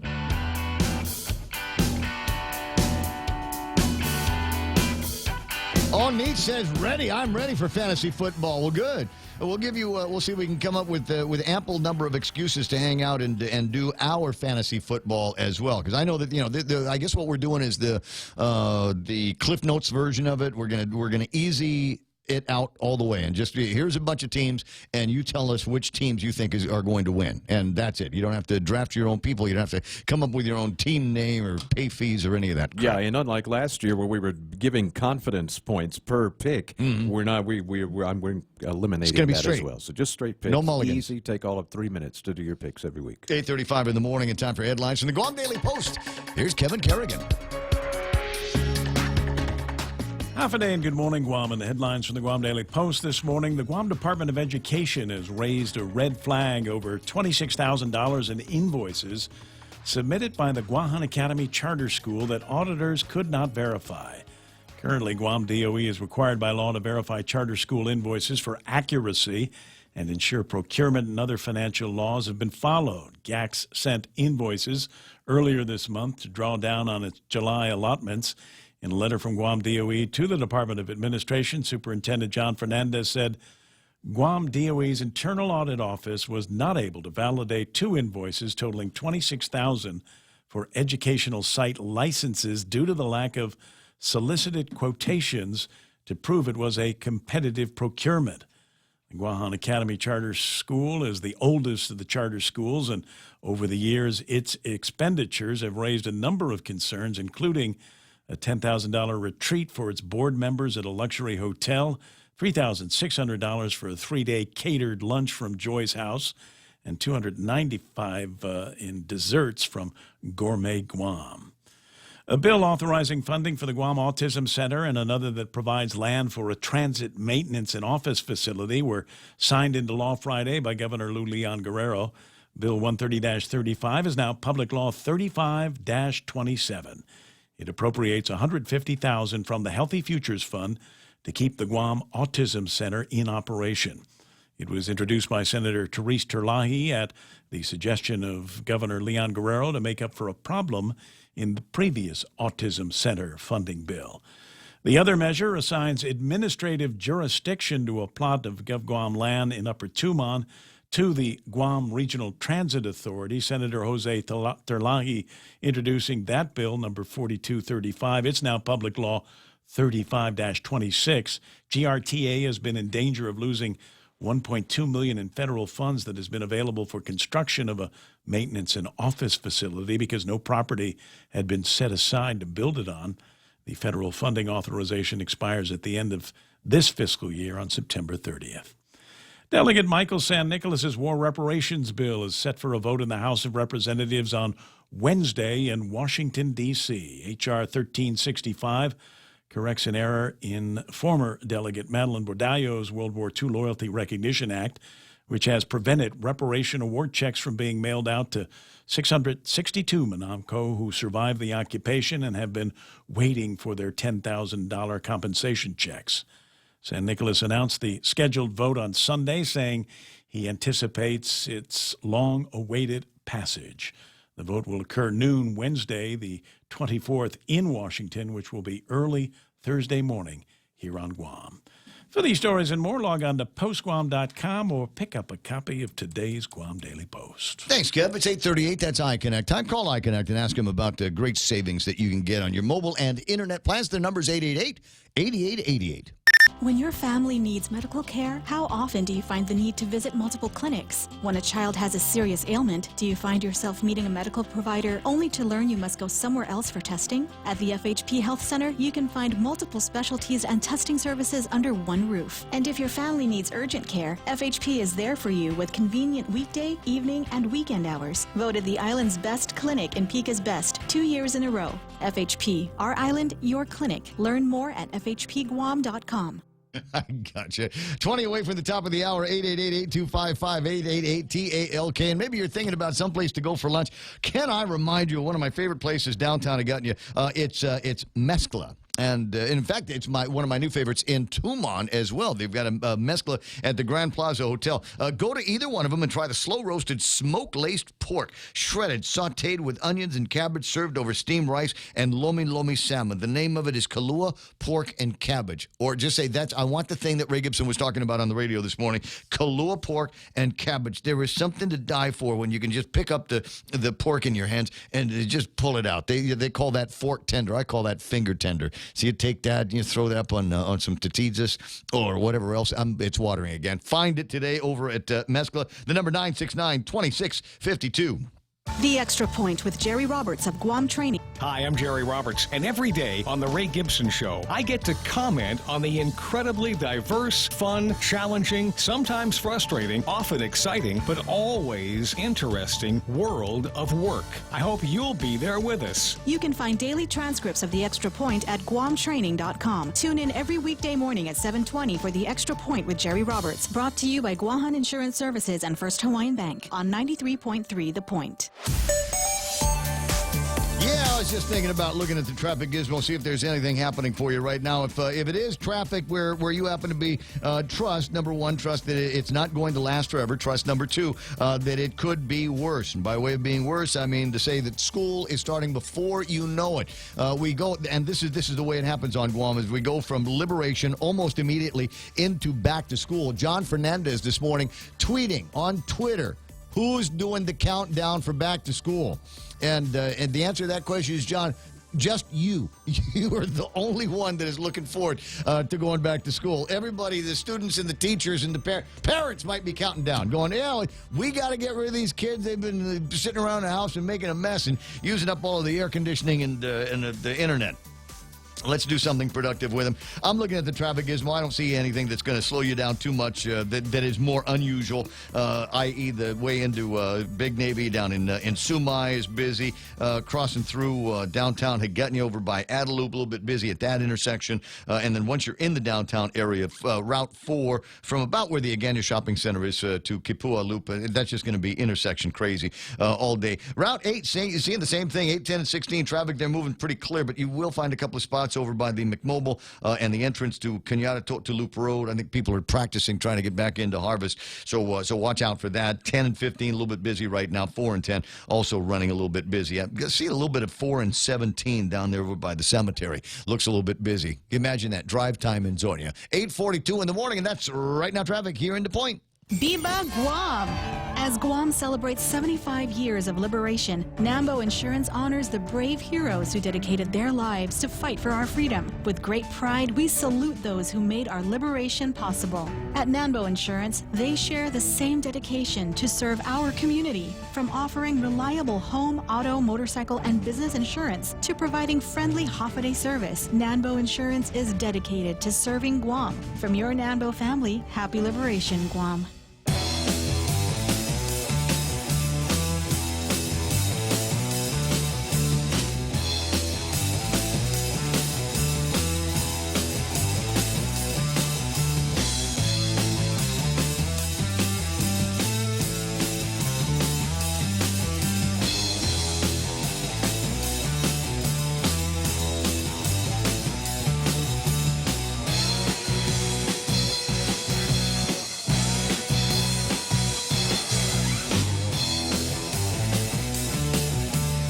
In what is that, 17 minutes? Yeah, that's what it is. In 17 minutes, it's going to be 9 o'clock in the morning. And welcome to the Ray Gibson Show on 93.3 The Point. My name is Ray Gibson, taking advantage of today's technology to bring you not just radio, but radio with pictures. You can see me in the studio, and most of the time you can see everybody else hanging out and doing whatever it is that we do to entertain ourselves. And no, that's pretty much it. That's the goal. Just entertain me.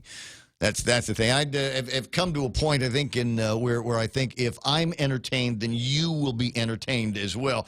So a lot of the times, I spend time prepping for the program. Obviously, we get to talk about the current events and activities that are taking place on Guam. But you know what? Here's the deal, guys. We're just off of the Liberation Day weekend. Which for a lot of people started, I don't know, Wednesday or Thursday last week. There really isn't all that much. There might be some political gossip going on and some back and forth, between the legislature and the administration, or the legislature and the administration against Mike St. Nicholas or whatever. I was tell you what, I was actually pleased when I was walking up and down the parade route. There was the unmistakable smell of cotton candy.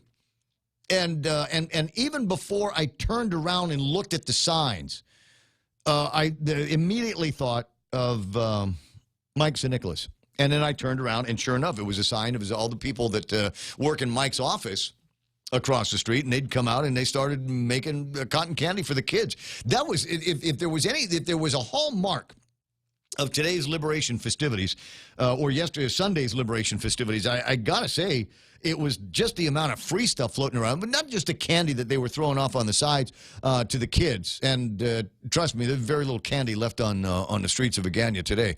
But that was a lot of free stuff there. There were the different floats and some of the entities going by. My friends over at KUAM, and I do have friends. KUAM and Choice Broadcasting, we've always been a tent or so away from each other. And I borrowed stuff from them, and they borrowed stuff from me. So I went over there to say hello to Sabrina and the guys and Chris, and spent a few minutes over there. And they gave me a shirt, just a ton of free stuff. They had Frisbees that they were handing out, and I thought that's nice. That's nice. Somebody got some swag to hand out at this Liberation. The other thing that stands in my head is how unbelievably hot it was. Under the tent, under the canopies, it was hot.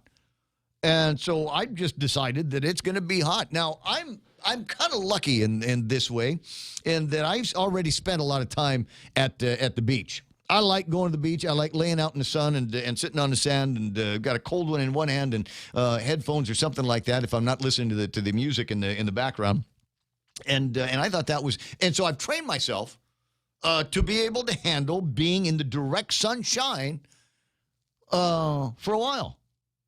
And so I kind of, sat out. I wanted to take the shirt that they gave me off. It was, it would have been perfect. But anyway, so I was sitting out there in the heat thinking, all right, I think I got this. Yeah, can you imagine what it was like at the grandstand? Pam says, yeah, it's our custom to be generous. That is true. Rizal Beach breathes no more. What's that, Richard? What are you trying to say? Take pictures. Send them up on the Facebook Live. But there was, and for the most part, it seemed to me that the Liberation festivities were on borderline. I got to say, it was like 90% happy.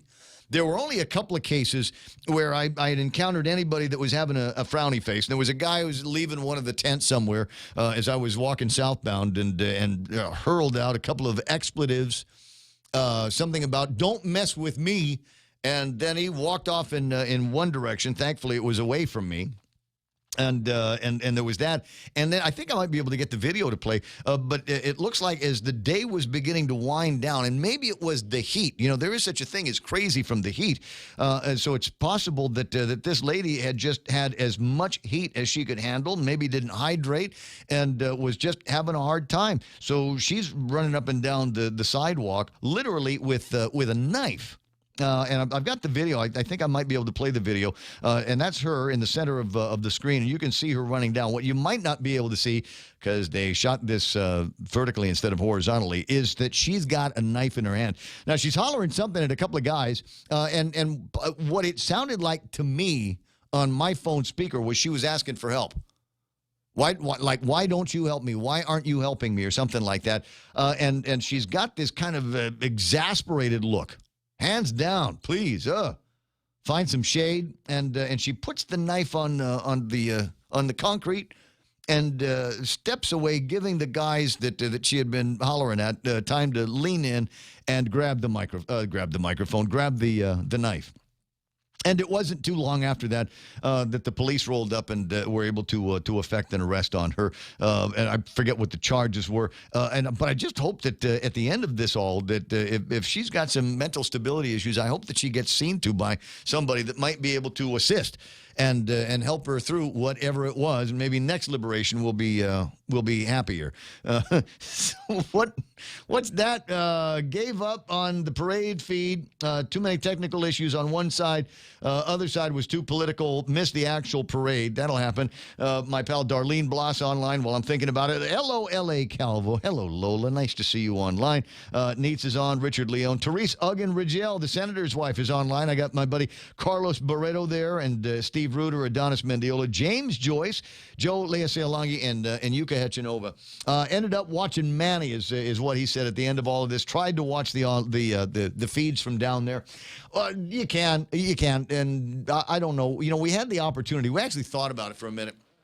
About how we wanted to do coverage. Last year, I was down at the Liberation Parade and did a couple of hours broadcasting from Carl T.C. Gutierrez's tent. Not a full-blown broadcast, just call-ins to, might have been this radio station, but it's certainly one of the radio stations I did some call-ins to, and that's how I started off the morning. I have done the full-blown broadcasting live from the Liberation Parade many times in my career, and it's in my mind, it's the same show. And you guys know how I feel about trying to always have a different bend, a different angle, and a different take. And so that's why I did it. I decided this year, me and Issa J and Lola are going, and Johnny Rosario. Hey, Johnny! We're just going to be spectators. And that's what I did. I was a spectator at the deal. Now, there were a couple of interesting floats that went by. As I said, Pia Mia's. Very, very interesting. I didn't have a chance to run up and get a selfie with her. I wish. Maybe the next time. I thought she had an interesting float. I thought one of the I don't want to call it a float as much as I will just an entry, and it was an entry that was there last year as well. One vehicle in the lineup driven by my very close, very dear personal friend, Eloy Hara. Good morning, Eloy. Hoik, Eloy. Yes, good morning. Hey, good morning to you. How you been? I've been very busy, of course, and just, going from one thing to another. Mm-hmm.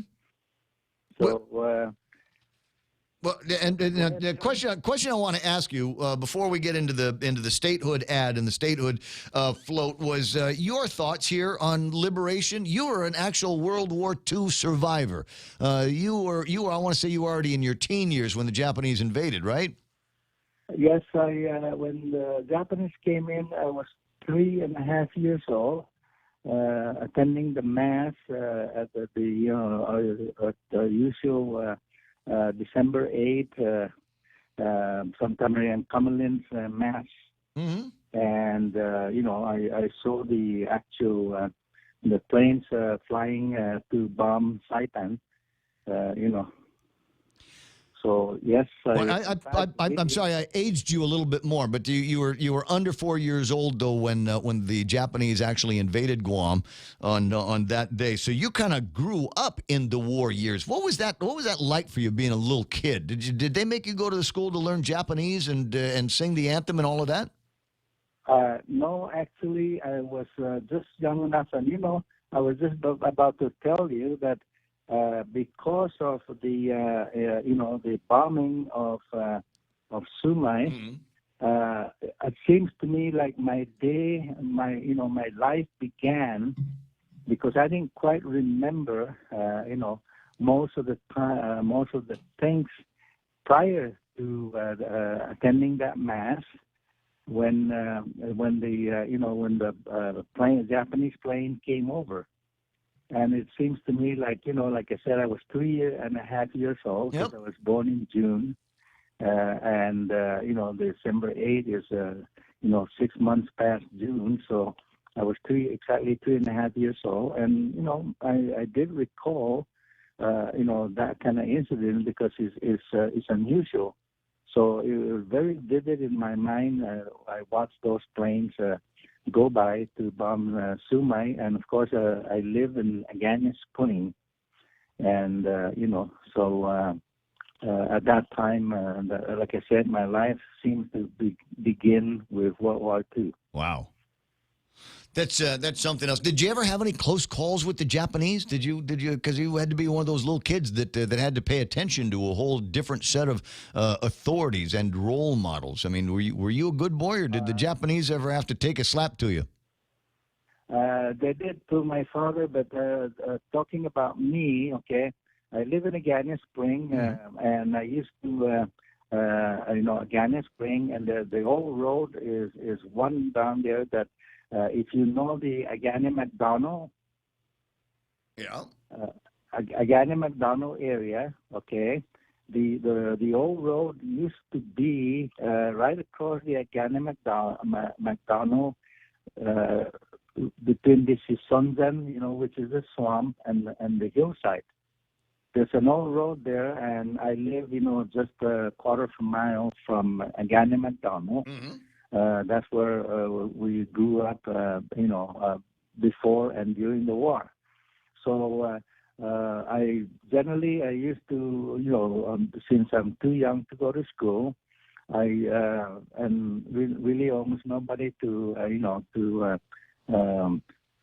keep an eye on me all the time. I used to run from Agana Spring to my grandmother's store because my grandfather, Mr. Hara, and my grandmother, which is my father's mother, they own a store, and I used to run to Agana because anytime I go Maningi, to amen my grandmother, and my grandfather already passed away, but to amen my grandmother, she always gives me, cookies, candies, and a Coke. This is while the war was going on, and they could still operate the store?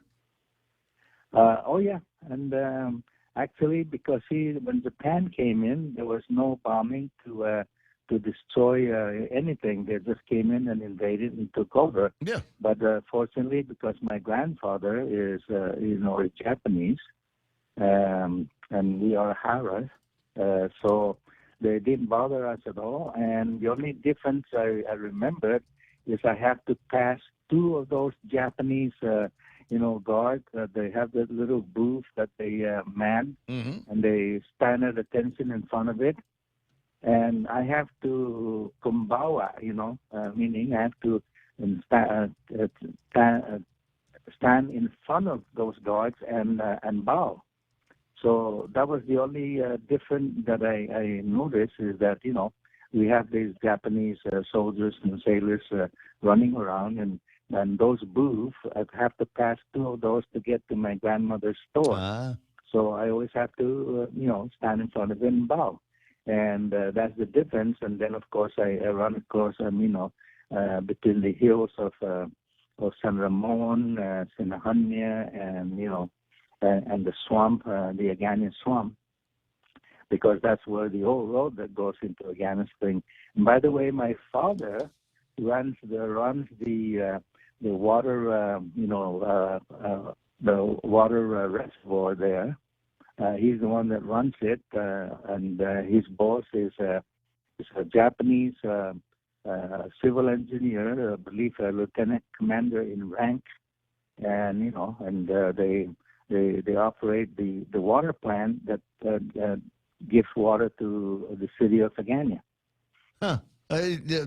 In my mind, and it's, I like the way that you're filling in some blanks, because my grandparents didn't spend a lot of time talking about the war years, what it was like, and to hear that there was a store and that there was a functioning water system, and so basically the Japanese came in, invaded the place, and said, okay, we'll take everything over. We don't know how anything works, so you're going to come and work for us. That to me is an interesting bend on the conversation that we had, and then of course we move into the liberation in 1944. Did that cement your desire for a permanent position within the United States, and statehood being what should be our ultimate dream? Actually, that is not what cemented my desire.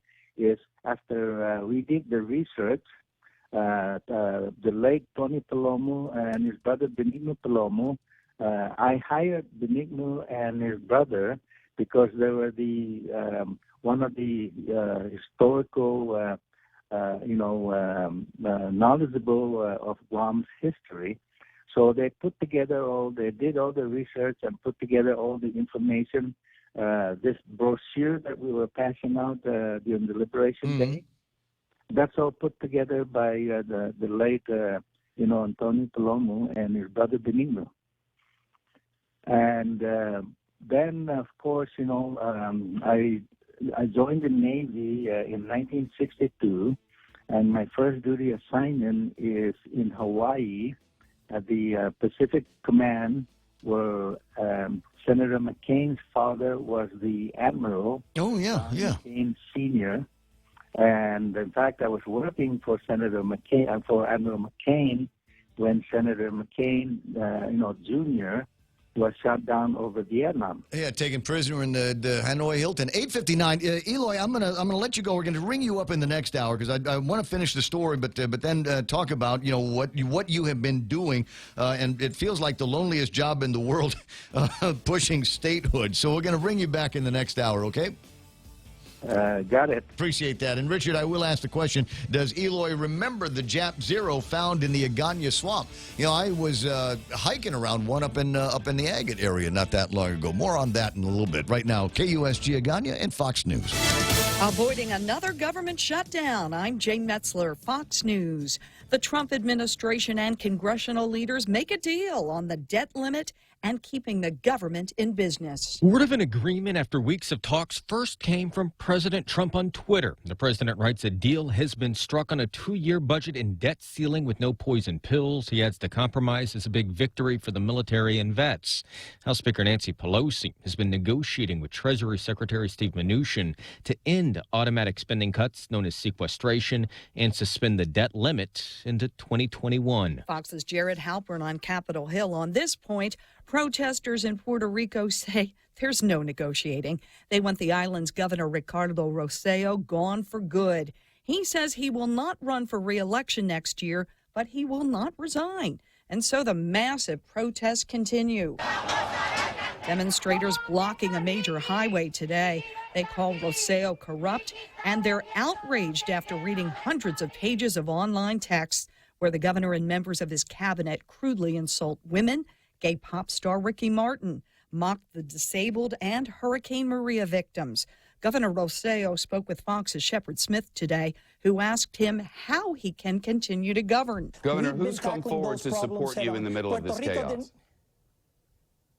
There are folks that have supported me. Who specifically is supporting you today? The rule law. There are people. Okay, could you give me one name? See them out there. There is a protest. Well, I've talked just one name, to people Governor. From different groups. A lot of people from the administration. Governor, you're not able to give me the name of one person in Puerto Rico? Not calling for the governor's resignation, President Trump. He did say Rossello was a terrible governor and that he himself was the best thing to happen to Puerto Rico. This is Fox News. Weekday shopping just got exciting. Join the Agania Shopping Center's Shop and Win on Weekdays promo. Shop or dine at any ASC store or restaurant on weekdays from now till October 31st. Show your receipt at the ASC booth and win instantly. Every $20 spent gets you an entry form to win big at the monthly draws, including round-trip tickets to Manila, $500 ASC gift certificates, and more. See posters and print ads for more. Special thanks to Sky Zone, Fun and Mall Riders, Vince Jewelers, and Wendy's. Hafa, this is Congressman Nicholas. Our office is currently visiting our villages, providing contact information for our office and taking any inquiries we may be of service with. All vehicles and staff are appropriately identified for your safety. Please feel free to let our constituent outreach team know how we can be of service to you, and thank you for your kindness. This ad was paid for with official funds from the office of Congressman Michael F.Q. San Nicolas. President Trump took questions on a number of issues during a joint news conference today at the White House. One was about what he'll be watching on Wednesday. In the Oval Office with Pakistan's Prime Minister Imran Khan today, President Trump said he would not be glued to the TV watching Robert Mueller's testimony Wednesday. No, I'm not going to be watching, probably, maybe I'll see a little bit of it. I'm not going to be watching Mueller because you can't take all those bites out of the apple. President Trump has repeatedly chastised Democrats for wanting a do-over on the Mueller report, insisting its findings were clear-cut. The chairman of the committee that will take the first bite at Mueller, New York Democrat Gerald Nadler, says the president, the attorney general, and others have been lying about what the Mueller report said. Fox's John Roberts. It's an international murder mystery. The tragic end in Canada to a multinational love story. The bodies of American China Deese and Australian Lucas Fowler were found today on the side of a British Columbia road. Spokeswoman Sergeant Janelle Shoya confirmed at the briefing that China and Lucas were the victims of gun violence. As police unveiled a composite sketch of a man they want to talk to, Fowler's father, Stephen Fowler, a detective in Australia, spoke of the victims, calling it the worst ever love story. Two young people who had everything ahead of them, tragically murdered. Police are asking anyone who spoke to the couple to come forward with information. Gernal Scott, Fox News. New Orleans losing a music legend, and our Fox colleague loses her dad. Art Neville, known as Papa Funk, and a member of the Neville brothers, died at his home in New Orleans today at the age of 81. His daughter, our friend, Fox News anchor Arthel Neville. Our condolences to all. I'm Jane Metzler, and this is Fox News. Family Finance has been serving the people of Guam since 1959, and they'll continue to be there for you in the years to come. Whether you're looking to get a personal loan for that summer vacation or paying off those long overdue bills, Family Finance has got you covered. Apply for a personal loan from $1,000 up to $3,600 by calling Family Finance in Agutya at 475-4545, Upper Tumon at 647-5626, or in Dededo 633-4473. Family Finance, serving the people of Guam since 1959. Just after 9 o'clock in the morning, the Ray Gibson Show on 93.3. The Point brought to you by Micronesia Renewable Energy. They've got battery systems that are charged by the power of the sun.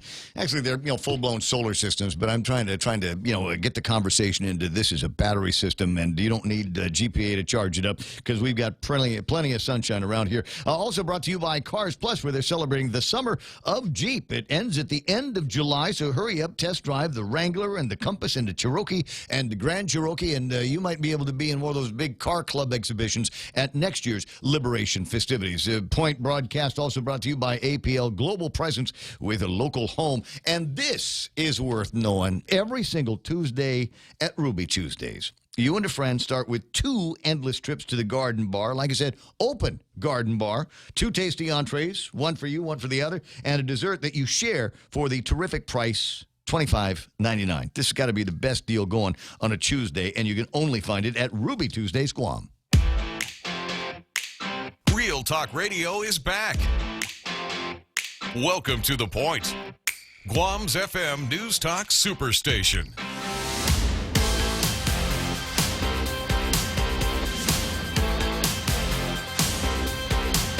And it's only fun if I get to say octopus pui pui.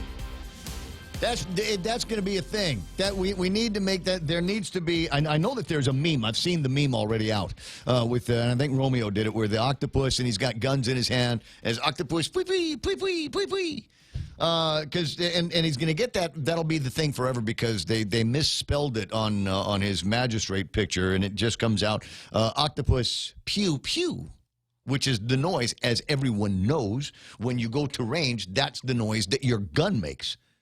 And it doesn't make even little guns will make that. A little 22, pew pew. You get a 9, pew pew. 45s make that noise, pew pew. Magnums, right? You get the big ones. Those make the pew pew noise as well. So anyway, I think that's one of the fun things that comes to us from Liberation. But I don't want anybody to worry. I don't want anybody to worry because you're thinking about the certain population that we've got around here keeps getting in trouble. And you're going, well, is something going to be done about this? Yes. The governor is going to be meeting with presidents and cabinet-level officials from the island of Chuuk. They're going to get together, and they're going to make it so that these guys don't pee on the side of the street anymore. That's what's going to happen, or just get dead drunk and pass out naked in places. They'll take care of that. You don't worry. Luli is going to take care of that with her opposite numbers from those islands. They're all on the way in. There's a junket there. At 9:08, and in the last few minutes, I was on the phone with Eloy Hara. Number one of the most interesting guys ever on Guam. And just because, just a varied and storied career that he's got, and the idea that he grew up a child in the Second World War, and among a generation of guys, must have been about 7 years old. Eventually, gone back to school, and found his way into the Navy. And then, like I said, there's a varied and storied career and I'm trying to remember if there is any utility or agency on Guam, even going back to the days when it was run by the military, that you weren't a part of. Eloy Hara back on the line with me. Good morning, Eloy. Good morning, Ray. I appreciate. Long time no here. What's that? I said, long time no speak. I know. It feels like it's been a while. Anyway, so I saw Eloy. Didn't get a chance to run up and say hello to him because, the parade was moving so fast on Sunday. But he, this year, like last year, was driving around in the statehood truck, all dressed up. We got the colors. We got the bunting, handing out all kinds of brochures and things like that. I don't know. And it's always going to be worth the conversation when we start talking about statehood as an option for the people of Guam. That just seems so far-fetched, so out of our hands, so I don't know. It might as well be trying to land on the moon with trying to get Guam to be a state. You really think that that's something that could happen? Of course, and by the way, I didn't necessarily, we're not the one that has statehood as part of the option, because under the Decolonization Commission, the United Nations is the one that gave us the 3 options, which is, of course, independence, free association, like, the independent country actually which turned out to be the Philippines, is now the two independent. You remember, it used to be under the United States. Sure. Okay, and Palau is the best example of the free association because Palau is also an independent republic now, just like the Philippines, but they are freely associated with the United States. Okay, but it's different from the other four, places under the Compact Impact, which are Yap, Chuk, Pohnpei, and Kasai. Mm-hmm. Okay, so the three options, of course, for us were given by and is being pushed by the Decolonization Commission, which of course the governor is the chairperson, and under Joe Ada, when this thing began, I was appointed the chairman, but because I was busy, because I was still an agency head at the time, I asked Senator Eddie Drainage whether he would like to take the chairship, and I'll step down and just be his big help. So here we are, and that was our tasking, and we actually have accomplished our job way back a couple of years after we took this on. We did our research, and we put our information out. We went and had village meetings, every village on Guam with the help of the mayors. We went and present our case.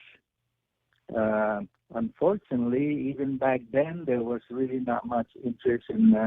As a matter of fact, I was also appointed by, again, Governor Joe Ada I was one of the original, John Benavente and I were the original, appointee for the military build-up. So I have these two big projects that I am, vice chair for, and in my diligence, we accomplished our mission and went on ahead. And I was part of the build-up from Joe Ada's appointment days, the beginning, to 2015 when I lost the election for the Consolidated Commission of Utilities. Yeah, but as far as the buildup, taking that back to Joe Ada, wasn't Joe Ada the one that was encouraging the BRAC Commission to close things down around here because tourism was going so well? Yes, as a matter of fact, it was Governor Joe Ada that did spoke in Hawaii and all the way up to D.C. In fact, there was a story about how he pronounced, the beach, the beautiful beach. The white sandy beaches of Guam. Yes, thanks, Joe. I appreciate that. And we've been using it ever since. But getting back onto the topic here, and the topic is statehood. Do you really think that this is obviously it's been an option, but is it a viable option? Many people have always said to me that you put down statehood, and statehood could actually get the majority of votes out there because everybody knows statehood is just code word for status quo. Far from the truth, okay? And this is why I'm glad you asked me to come on, because it's far from the truth, okay? The opponents say that, but we're not really supposed to be talking down at our other two choices, okay? Although I can, because I did research. Part of this brochure that we study, we actually studied the pro and con for independence. We studied the pro and con for free association. That's why I know all about the Philippines and I know all about Palau. And then, of course, independence. There's no example. The independent people try to use places like India, where the old British colonies, and even they try to compare Guam with Singapore, and look at Singapore, right, being an independent country. And what I say to that is foolish, horse manure, because you can never compare. I used to go to Singapore a lot back in the 60s when I was in the Navy. We stopped by there for R&R, and you can never compare Guam to any place in the world for independence. For example, we in Guam, okay, let's say we become independent. What do we have to offer the people of Guam if we become independent? Okay? Immediate soul-crushing debt. Because the first thing that we'd have to do is learn to live without $500 million that we currently get from the United States government for foods, food stamps, and a variety of federal programs that we're using to send DPW guys off island to. Correct. Then let's say that, you know what, one of the biggest things is that we're going to charge the military for being where they are. Didn't they try that at Subic? Didn't they try that at Clark? But yeah, that's what they're saying. But believe me, keep in mind that the military owns the title to all the places that they are because they bought those, they paid for those property, eminent domain because of the war, they took it, but see, they've been giving it back for the places that they don't no longer need. However, the places that they are in, they own the title. So how do you run the military out of their own property? Okay? That would present to us legal consequences. And let's say that the military is willing to sell the property back to Guam. How the hell we can't even run our hospital? We can't run our Department of Education. And how are we going to buy the properties that the military own, which be in the billions of dollars? Can we trade? Trade with what? I don't know. Rhoda.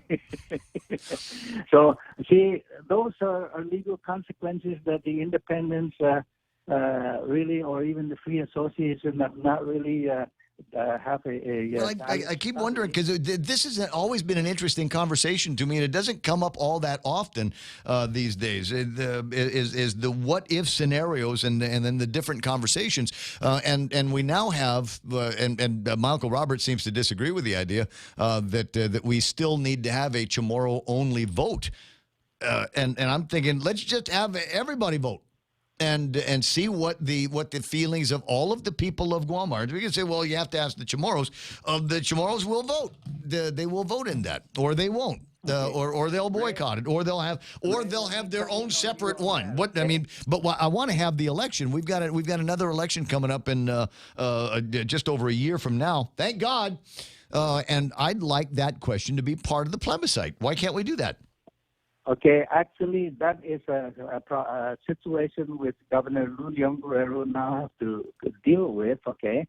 And, but here's the thing, okay? Just have it. It's okay.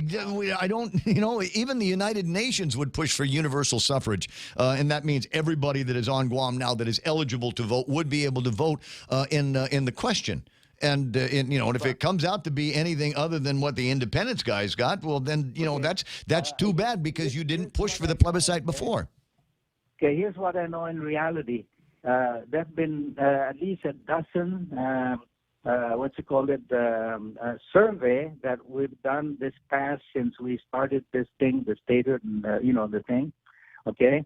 There's been a dozen survey, especially back in the days of Governor Gutierrez, Joe Ada Gutierrez, and Felix Camacho. Okay? And every time except for one time, the Commonwealth, is above statehood. Only one time. Okay? But the other 10 or so survey, statehood is always on top of, by a long shot, the third, the second option is, of course, free association, and independence comes way, way last. So this is one of the reasons why the independents choose to delay this thing, because they're out there hot and heavy, brainwashing the kids that independence is the best thing for the island of Guam, which is hogwash to me. That's why I love having you on. Because, let's say we become independent tomorrow. Who we're going to elect to run the country first, the island, is the same people that we put in the legislature and the governor, Okay, then, but what is our main resources to finance our government when the United States pull out completely? Unless we become freely associated with the United States like Palau.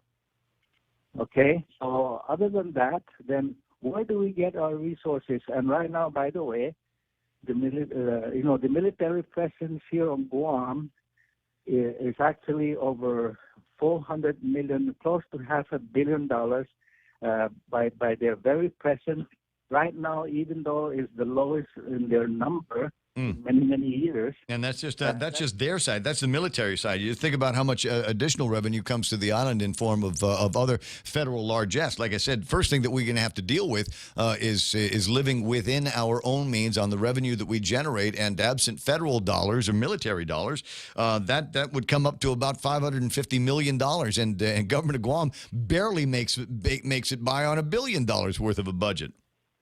Exactly. So what's gonna happen when if we're not going to have a legislature? We'll have a bicameral house, and so we'll have a Guam House, and a Guam Senate. Everybody's going to be a mayor. Yeah, so let's get back on the financial, the economic side. Okay. Okay. All right. But then we'll wrap. Then we'll wrap. There is the 50 states of the union. There is a revenue sharing formula by which all of the federal income tax ends up in Washington, D.C., right? Okay. Then each state, based on population and other matter, gets a share of the federal budget. Now, okay, there are 31 states right now out of 50 that are getting more than $1 that the state put in on federal income tax. They're getting back more than $1. Because of that formula, Guam, like Rhode Island, okay, we will get over double. And by the way, that means that Guam will get close to between $1.2 billion or $1.5 billion on that revenue sharing formula alone, okay, that we will get for, that we can run our government with. Now, I believe that if we get over $1 billion, then we can afford to even build us and run us a Guam Memorial Hospital that has never been properly funded since I was the administrator there in the year 2000. Okay, and our Department of Education has never ever also been funded. Anytime they put in their budget, everybody in the legislature wants to cut, and people in the legislature forget government exists for one purpose only. Government exists to service the people in all of those areas, such as the health, safety, and welfare. Yeah. Okay, which are the Guam Memorial Hospital, the Department of Education, the Fire Department, the Police Department. Fortunately, water and power now is out of the loop, and because you guys elected great consolidated commission members such as ourselves, including myself. Well, I mean, it made sense to put you in there because you had so much experience doing that. At any rate, outside of you driving around on Liberation, do you have any other events that will push statehood? Is this or are you going to go dormant again until 2020's Liberation? Well, we go dormant. You know why? Because after our experience back some 15, 18 years ago, we went and visit every village and put our case out. We advertise and everything. If you notice, the last 3 days, there's a complete page of statehood there that gives you the here's the benefits. Number one is I've got it. No, I've got it. So we'll talk about that and some more when we are not dormant. But I thought, one of these days, bring in all three of the guys to start talking about why theirs is the best. I wanted to touch base with you. Great. By the way, we've Eddie and I printed over 20,000 of these booklets. Mm-hmm.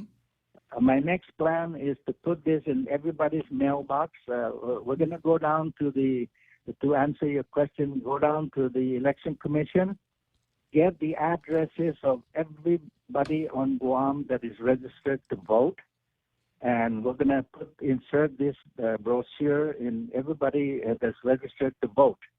I'd you know what? I'd call Chris. I support that everybody in Guam votes because the end result is it would affect everybody on this island. So, rightfully so, they should have a say so on whether we become independent, freely associated, or statehood.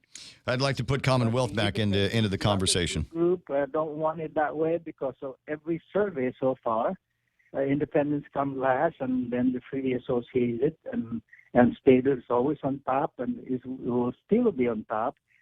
Even on the matter that most people do not want to turn in their American passport. Yep, I got you. Hey, Uncle Eloy, I'm going to run. I'll talk to you pretty soon. Anytime. Okay, and then just put me on your show. Or well, I love having you around here anyway. But give Chris Biachino a call. The Guam Super Shoppers. I think they've got every address on Guam. So seriously, you might want to give him a call about doing an insert or a drop in his magazines and his flyers. I got to run. I'll see you pretty soon. Okay, you too. Have a great day. I know it. You as well. Give Mom a kiss for me. 9:26 in the morning, and Eloy Hara with just one view of this. And as I say, you don't hear too much about it. It's been. I probably had a conversation like this with him last year when after the parade. I know I had it with him during the parade. Walked over to say hello, pay my respects to the guy. But the conversation that he wants to have, and I think it's an important one, is because I think we do hear more, and Bob Klitsky riffs on this every once in a while in the afternoon. It's not a commission on decolonization, it's the Independence Commission, because it seems to me that that's the direction they always seem to be going. That's the conversation that they want to have. And the truth of the matter is there are other options out there. You just don't hear about them too much. Now, in my mind, it might be much ado about nothing. Just the debates will be endless, and they will be academic, and they will be very emotional. And then at the end of this all, we will have an election. And like virtually every other election I've been a part of, I haven't seen too much by way of action on a plebiscite. I haven't seen too much by way of groups coming out. They did a few years ago. I will give them this. There was at least one version of the Decolonization Commission that came out, and they had marketing money to spend. And they hired a bunch of local personalities, and they did a whole bunch of commercials that seemed to have a conversation about everybody go out and get educated. So if you want to know about statehood, go and learn about statehood. If you want to know about free association, then you go out and learn about free association. If you want to learn about independence, then you go out and learn about independence. But the groups did not seem to have a whole lot going on. There were some independence guys. You know, I'm trying to remember the name of the group. Tomorrow Nation. That were, I mean, these guys were making headlines. They were doing demonstrations. There were a lot of conversations. I attended a couple of the meetings and always had a fun time because they knew that I'd be fair with them on the radio if I could just hear out what it was that they wanted to have a conversation about. But there will eventually be some kind of a debate and maybe even some kind of an election, but I don't know when it is. And until then, it just feels like there's a lot of gum and lip flapping. That's because the people that have all the money on this island like things just the way they are because that's how they got all the money in their pockets. And they're certainly not going to support anything to change. Yeah, why change? Change is uncomfortable. Well, why? Especially when you're getting filthy rich off of it. It's already good now. Yeah.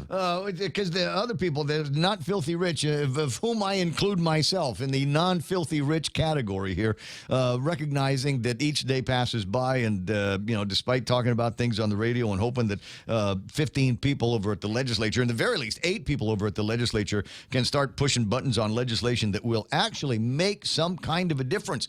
The 2 measures that went out over the weekend that the governor signed, one of them is to help out, put more of a presence of the Guam Regional Transit Authority over at DPW across the street. Like that's going to make some kind of big, hairy difference. Like that's going to take the lousy system that we've got now, and just by virtue of the fact that we've got some kind of a headquarters, that's all we need now. Well, we're going to improve mass transit on Guam so fast it'll make your head spin. Lump that in with the hospital and parts of the Department of Parks and Recreation and things that we still can't get around to doing here. Department of Education. 888-8255-888-TALK is the telephone number. I will need to bring up the Avra noise here in a minute. What is it? What are you guys going on about? Tedo says, change unincorporated non-governing territory to self-governing government. Allow territory delegates voting rights on the floor. Expand our territorial ocean control to 100 miles. Everything else remains the same to ensure stability of our economic growth, then later focus on the other options that are all still in the air. We might be able to do that. One of a couple of conversations I think that we'd never get to the end of, although Carl Gutierrez has brought it up more times than often, and saying we've already got a constitution that has already been blessed by Washington, D.C. It was never adopted here on Guam. And if we could find a way to have them adopt that as our official constitution, then we do like every other state does. We can make amendments to the Constitution that would do exactly some of those things that you might be talking about. But as long as we've got the document that spells out the arrangements between us and the federal government, the Organic Act, until there's a serious change in that, I don't know. Which was made by the federal government. Well, of course it was. Hey, listen, that was the best that you could get back in those days. I mean, they were barely talking to us. And there was a whole dramatic walkout of the Guam Congress. That was picked up by the media, and all of a sudden, DC's got egg on their face. Everybody's embarrassed, and Harry Truman called the usual players in, and they signed the paperwork. And if you look, there's a guy from Guam in that famous picture. Anyway, 9:31 in the morning, 888-255-888-TALK. You know what I haven't had a chance to do? I haven't had a chance to read the statement from the President of the United States of America on the occasion of the 75th anniversary of the liberation of Guam. You know I want to, and I will in a minute. 9:32 is iConnect time. 888-8888 is the phone number for iConnect, and they want to talk to you about saving you money. So the government can take more of it. So they're going to save it for you on your mobile and internet plans. Ask them how at 888-8888. Security Title is honored to join in sponsoring Ray Gibson on The Point. Half a day. I'm Rita Tidegui of Manila, and this is where I start my day, listening to the voices of our community and sharing thoughts about issues that affect all of us. It all boils down to our people and our land. Ingatan ang iyong tahanan. Protect your home. When purchasing or refinancing your home, remember to call the professionals at Security Title, just like you call Ray Gibson in the morning. Boy, this is absolutely... You know, I have not spent a lot of time on Twitter recently. I'm among those who believes that Twitter is a cesspool, and it is. But it never fails to find something that puts a smile on my face. Erica Thomas, representative, claims a white man told her to go back where she came from because Trump. But as it turns out, she's paraphrasing. Number one, it's not white guy, he's Cuban, and he's a Democrat. And now she's had to backtrack completely on the story and say it never happened. It's like that guy from that movie, the TV show, right? Empire? That guy? It's the same thing. Or is it faking racism in the United States? I think that's just one of those stories. Remember, fake news, kids, fake news. 9:33 in the morning. What am I supposed to tell you about? Oh, nothing fake about this, guys. You need to go to Wendy. Wendy's, there's one down the street from wherever it is that you are right now. The closest one to me is over at GPO, and that's down the hill. That's okay. So they've got, among my favorite breakfasts, Dave's Hot and Juicy, maybe one of the best burgers that you'll ever get in a drive-thru. And then we've got the salads. And the salads, I've never, ever been disappointed by a salad over at Wendy's. So when we start telling you about the berry burst chicken salad that they've got there, trust me when I say that this is a salad that'll get your attention. It's got the greens, obviously. It's got a grilled chicken, obviously, in there, and they do a great grilled chicken. But the best part is they incentivize your dining by throwing all kinds of berries in there. So we got the sweet and the tangy, feta cheese in there for a little bit more savory, raspberry vinaigrette on top of that. It's always good diet vinaigrette that they throw in there. And you're going to love the price. Great way to make it through lunchtime or dinner time at Wendy's. We know too well the inconvenience of not having power after a storm. You worry about the food in the freezer going bad. Nights get hot. It's hard finding comfort when going to sleep. These are realities. But with solar and battery storage from Micronesia Renewable Energy, these realities can be a thing of the past. The solar works during the day and the batteries power your home at night. Call 632-2613 to see how solar plus battery storage can make life a little more convenient. MRE, the smarter choice. Yeah, not a lot to it. President Donald Trump. Oh, you'd be careful now. So Mike thinks this might be a good idea. Any talk of Guam statehood should include all of the Marianas. Absolutely. Chamorro folks live on Saipan, and put the capital on Tinian, not on Saipan, not here. Put the capital on Tinian, where there really isn't a whole lot built. That can now be the capital island. Like Juneau. It'll be right in the middle. Juneau in Alaska. You can't get to the state capital by car. Yeah. You need to fly in or boat in. Yeah. So we've got precedent there for the awkwardly inaccessible capital city. Frankly, yeah, maybe that's the way to do it. Plus some of these politicians will move. Yeah. Just the fence around those. That's actually, we could solve a couple of problems that way. We'll just tell them, yeah, we've decided that we're going to have a new capital and it's going to be on Tinian, and we'll drop you off and never pick you up. Got your cell phone? No, we'll call you when we're on the way back. We'll beep you and we'll let you know when we're coming back, and then we'll just come back and start all over again. We'll just start fresh everywhere else. That would be trust me, the conversation has been had. I'm sure. No, I'm but sure. we've been together but separate for so long that it's kind of tricky to have that conversation again between the Chamorros that live here and the Chamorros that live up in Saipan. But I think if you toss in statehood and say, look, we can all be together as a state, they might go for it, because that gives us all the representation we were hoping to get. A little bit of autonomy out there. I don't know. I think it's always been one of my favorite what if questions to ask myself. But they've made their investments into their own government and their own kind of self-determination all of those years ago, and I think they got a pretty good deal out of it. And if you think about all of the paychecks that Kalili is bringing back and all the victories that he's had in Washington, D.C., I think you'll agree with me. I mean, how well would Kalili work with, say, a Mike Sinicolas? How well does Mike work with anybody? Well, up there, they're watering both trees there, because they got the Chinese in there doing their thing too. Well, and because you can.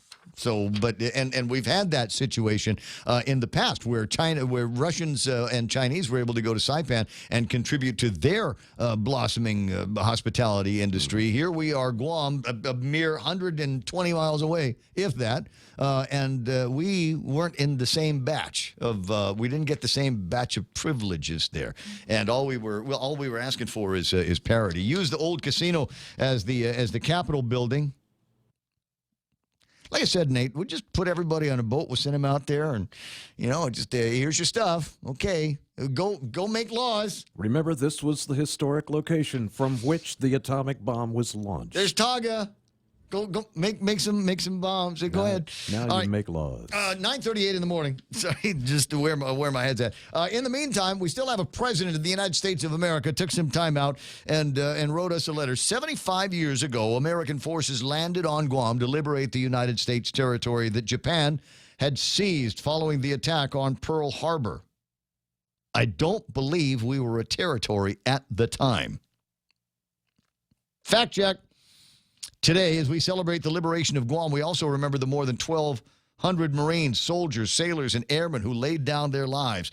There's so much so that future generations in Guam would know the blessings of freedom. We also pay our respects to the more than 1,000 Guam residents who lost their lives in the invasion and during the Japanese occupation that followed. Lasting nearly 3 weeks, the Second Battle of Guam was paramount to the success of Operation Forager, in which the United States Armed Forces gained a foothold in the Pacific Campaign of World War II. After our forces emerged victorious, the United States Navy constructed airfields to accommodate the United States Army Air Forces.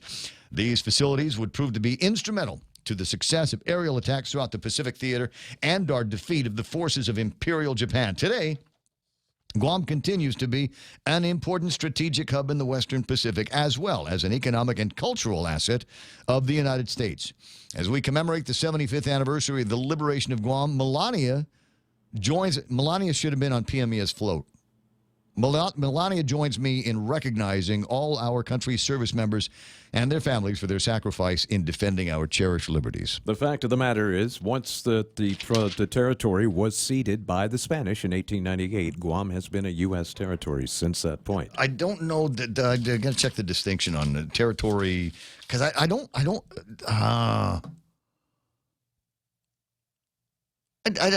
Remind me next time I ask get Uncle Robert on the line, ask him about that because I don't know that my grandfather was a for real citizen. I don't think his mother was a for real citizen. I think they were just the folks that insular natives, if you will, but I think one happened to live here. Yeah, one doesn't necessarily have to do with the other. You're a territory once you're owned by the states, and then you get these rights given to you by them, and that's what happens. Yeah. Okay. Well, I'm not saying you're wrong. I'm just saying you're wrong. That I'll fact check it. Somebody, I forgot. What? 888-825-5888-TALK. There's other audio that I can play. I got other stuffs on the lines, up to and including this Rana. You remember the lady I talked to a few weeks ago? Right. She's the in charge of the Republican National Committee. Okay. And so she sent a piece of audio out yesterday as well. Nice. And on behalf of the president and other right-thinking Republicans in Washington, D.C. And you said I'm wrong, and I may be, because it could be that the territorial status is actually recognized at the signing of the Organic Act in 1950. Right. So prior to that, not necessarily a territory then, it was, I believe, just went down as a possession.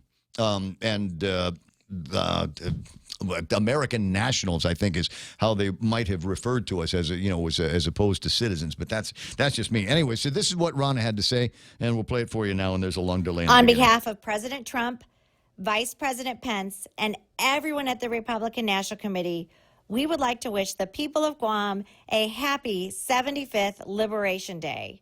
While it is a milestone celebration, it is also a day of remembrance for the pain and sufferings many Chamorro men and women endured. Today is a day to honor and pray for those in the greatest generation who are no longer with us. The Republican National Committee will continue to work with the Republican Party of Guam, the Republican senators of the 35th Guam Legislature, and your representative to Congress, as there has been so much progress in this short period. A special thank you to committee members Juan Carlos Benitez, Margaret Metcalf, and Jerry Crisostomo for all the hard work you are doing on behalf of the people of Guam. We wish the people of Guam a great celebration today as you all enjoy the annual festivities with family and friends. We also thank the community for their hospitality in welcoming those of our armed services who continue to fight for the freedom and for the protection of all American citizens and residents. Happy 75th Liberation Day. Wow, they really want to win next time, don't they? Right? I know you can win next time. It's just we need more paychecks out of Washington, D.C. Right on, Ronnie says Big Sister Shelley. And who else is playing around? Anybody online? That's a fairly large crowd that we've got here. Sabine B. Chargaloff says, yes, Wendy's berry salad is delicious. Don't need me to tell you about that. It is absolutely one of the reasons why you want to be near as often as possible someplace where you can find a Wendy's. I wonder, do they have the same Wendy's, the same menu for Wendy's like everywhere else in the States? Or is there a guy like me in the States somewhere crowing about there's nobody else like me? I meant on the radio, a guy on the radio out there somewhere that is making a big deal about Berry Burst chicken salads. Yeah, unlike McDonald's, who actually does alter their menu for every single place that they want, I don't think Wendy's does so as much. So pretty much what you'll find here, you'll find elsewhere. Okay. I wonder if it's all the same prices. I wonder if the price that we've got MSRP on a salad here is the same as an MSRP on a salad somewhere else. We'll have to test that actual thing out one of these days. Annette Ada Vasquez online and debrief me, if you would, online. How are your Liberation festivities going? I know that you already had yours, right? Did they have that down at the Eagle Lodge someplace? You already had it? Because I know some places they'll have one either earlier or later, so that people can actually fly out and participate in the one that we have here. And as I said, it was great. I had a fantastic time, and you already know from many risks that I've done on Liberation festivities. Since I was a kid, I've enjoyed it for a lot of reasons, up to and including the fact that, number one, I got to hang out with my cousins, and number two, as long as I was with Shelley and cousin Freddie, we were allowed to cross Marine Corps Drive. Prior to that, any other time of the year, and it didn't matter. I don't think I was allowed until I was about 15 years old to cross Marine Corps Drive when I was a kid. That was a hard border.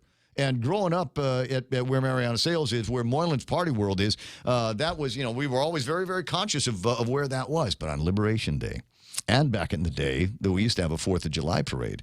Like I said, as long as I'm with Big Sister Shell and Cousin Fred Berdalio, we were allowed to go ahead and cross that street. Moylan's Party World. Yes. I wonder if they're going to open up a new section. Just saying. You didn't know the old man. I don't know. There's a couple of other interesting stories. I'm a fan of searching out stories about Guam on the internet that aren't necessarily from Guam. But I did find a couple that I thought were interesting. New warship, a new Indianapolis, is being commissioned. This happening in Burns Harbor. The Navy is planning to commission its new littoral combat ship, the Indianapolis, at a northwestern Indiana port this fall. The ceremony marks the ship's entry into the Navy's active fleet set for October 26 at Burns Harbor along Lake Michigan. It's the 4th military vessel to carry the name of the Indianapolis. The second Indianapolis was sunk by a Japanese submarine. You know this story. You've heard this story. I think they're making another movie out of it, but if you watch Jaws, you know the story of the Indianapolis in July of 1945, returning from the Pacific Islands of Guam and Tinian. On Tinian, it delivered key components for to construct the bomb that they hit Hiroshima with. Only 317 of 1,200 crewmen survived the sinking, and it wasn't necessarily the sinking of the ship that got them. When they went into the drink, they were surrounded by sharks. And can you imagine, over all of this time that they were there, this was a secret mission. There's a secret, nobody knew they were there. Nobody knew that they were going up and down and back and forth. And so kind of going, anybody seen the Indianapolis? Haven't heard from her. And they started looking and found these 317 guys that survived basically the opportunity to get eaten by a shark. Freedom-class littoral combat ship designed to be highly maneuverable for missions like mine clearing and anti-submarine warfare. How ironic. I like that. So there will be another ship with the name Indianapolis on it. Now you want to go watch it. You're going to go to YouTube now. You're going to go find that scene where the old guy's talking about being among those with the sharks and those ghostly eyes when the shark bites you. Mm-hmm. It's a great scene, by the way. It is. I mean, that's one of the few things of the movie it's worth watching. It's worth watching. That one all by itself is worth watching. 9:48 in the morning, and there is at least another. Can I tell you what's going to be in the headline of the? I'm not sure if it'll be at the top of the fold or the bottom of the fold in tomorrow's newspaper, but it will be somewhere. We will offer our congratulations to Rear Admiral John Menoni, who will assume command of the Joint Region Marianas today. He will take over from Rear Admiral Shoshana Chatfield, who served in her current position since January 2017, much of the time devoted to protecting a tree. Menoni will serve as the commander of JRM, commander of U.S. Naval Forces Marianas, senior military official of the U.S. PACOM on Guam, Commonwealth of the Northern Mariana Islands, the Federated States of Micronesia, Republic of Palau, and commander of the Task Force West. According to the Navy, Menoni reports to Guam after serving as the executive assistant to the Deputy Chief of Naval Operations for Integration of Capabilities and Resources. It is his third assignment to Guam, having been commander of the Helicopter Sea Combat Squadron HC-25, a.k.a. Island Knights, which is the United States Navy Helicopter Squadron based at Anderson Air Force Base, Guam, a native of Oak Park, Illinois. I won't hold that against him. Rear Admiral Menoni graduated from the University of Illinois, where he earned a Bachelor of Arts degree in economics, received his commission in July of 1991, also earned a master's in business administration, a certificate in systems analysis from NPS, and a JPME1 credit I had one, but my credit score went to hell, so they took it away. Anyway, so he's got a credit from the Naval War College and a credit from the Joint Staff College. So it reads you a little bit of the bio here, and the reason why is because just a Navy War College, Joint Staff College. So here's a note to all of the wannabes that are going to go, I'm going to talk tough to the military. I'm going to tell them what to do with that tree and the firing range and all of that stuff. Just remember now that you're going up against somebody that went to school in tactics and strategy. You remember how we all laughed long into the night when Shoshana said, oh, yeah, you're worried about the tree. You mean the one that we've been taking care of since 1998? Oh, yeah, okay. Well, and sorry we didn't explain what was going on up here. We'll do it again, but we'll talk slowly. And then they had everybody go out on a field trip, and everybody's, well, we have to put a pause on the construction out there. And the lady said, we're not actually doing anything out there until March of next year. So how do we pause something that hasn't even started yet?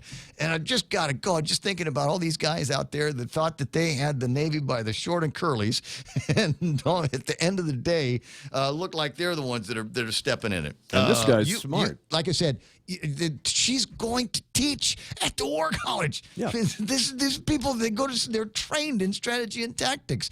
And unless you are at least as good as them.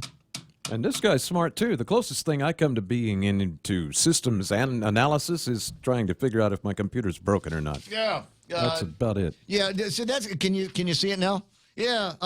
Admiral Manoni, what do we do? Did you try restarting it? Reboot it. Unplug it. Unplug it. Wait 10 seconds. Okay, lick the terminals. Like a little battery, like a 9-volt battery. Just check the 9-volt battery and lick it with your tongue. Get up, it's Jesus Day. 9:51. Just a couple of boneheads. Chris saying, I'm sure the new JRM Admiral has been briefed and is bringing a bigger stick. Hey, listen, I'm not trying to cause a divide. I'm just saying if you're going to do it, you do your homework, guys. 9:51 is the time here on the program. I'll be right back, and we'll kill the next 10 minutes. Get a Coke 12-pack for only $3.49 when you fuel up on $35 or more of premium high-performance fuel. Conditions apply. See stores for details. Circle K. Take it easy.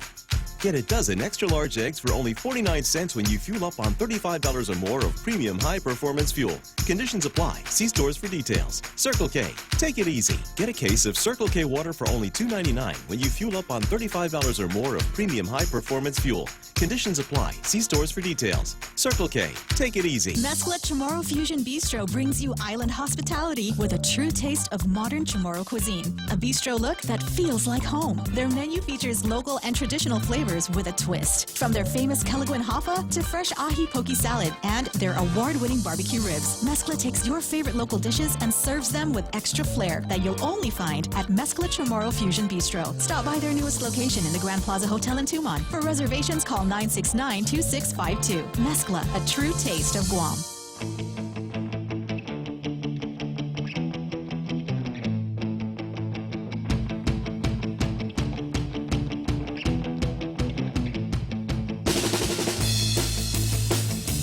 Rudy's asking the question, do you know actually why they restart a computer and why most of the time it fixes the problem? Yeah, stuff gets mixed up and it dropped a bit over here and the instructions aren't making any sense to it anymore. I usually, and in fact, if you were here with me in the next 10 minutes, you would see this machine get shut down. And it's not a restart. It's going to be a shutdown. And when the machine gets shut down, I'll actually remove the power from the machine and plug it back in. Because even though you've restarted the machine, even though you've, quote, turned it off, there are still background activities that are taking place. There's still some low-voltage activities. There's still things that are happening in the processor. So the smart move is to shut everything off. Remove it from the power. Count to 10, 15, whatever it takes for the capacitors to discharge. They're not big capacitors. And then at the end of it, plug it back in, then restart it. And generally, that gets everything fixed. And so I'm hoping that will happen today. And then when you're watching in the program tomorrow, you'll be able to see all of the cameras that we have in the studio. So, 9:54, and for those of you that are going, I'm sure there's another tree out there. I'm sure there's an ungulate. I'm sure there's a butterfly that I have to defend. And before you decide that you're going to step into that arena, I would like to suggest to you that there are much bigger things out there that are afoot. Luli Unguro got this point right when she said, we've got some serious concerns because of an aggressive North Korea and an aggressive China.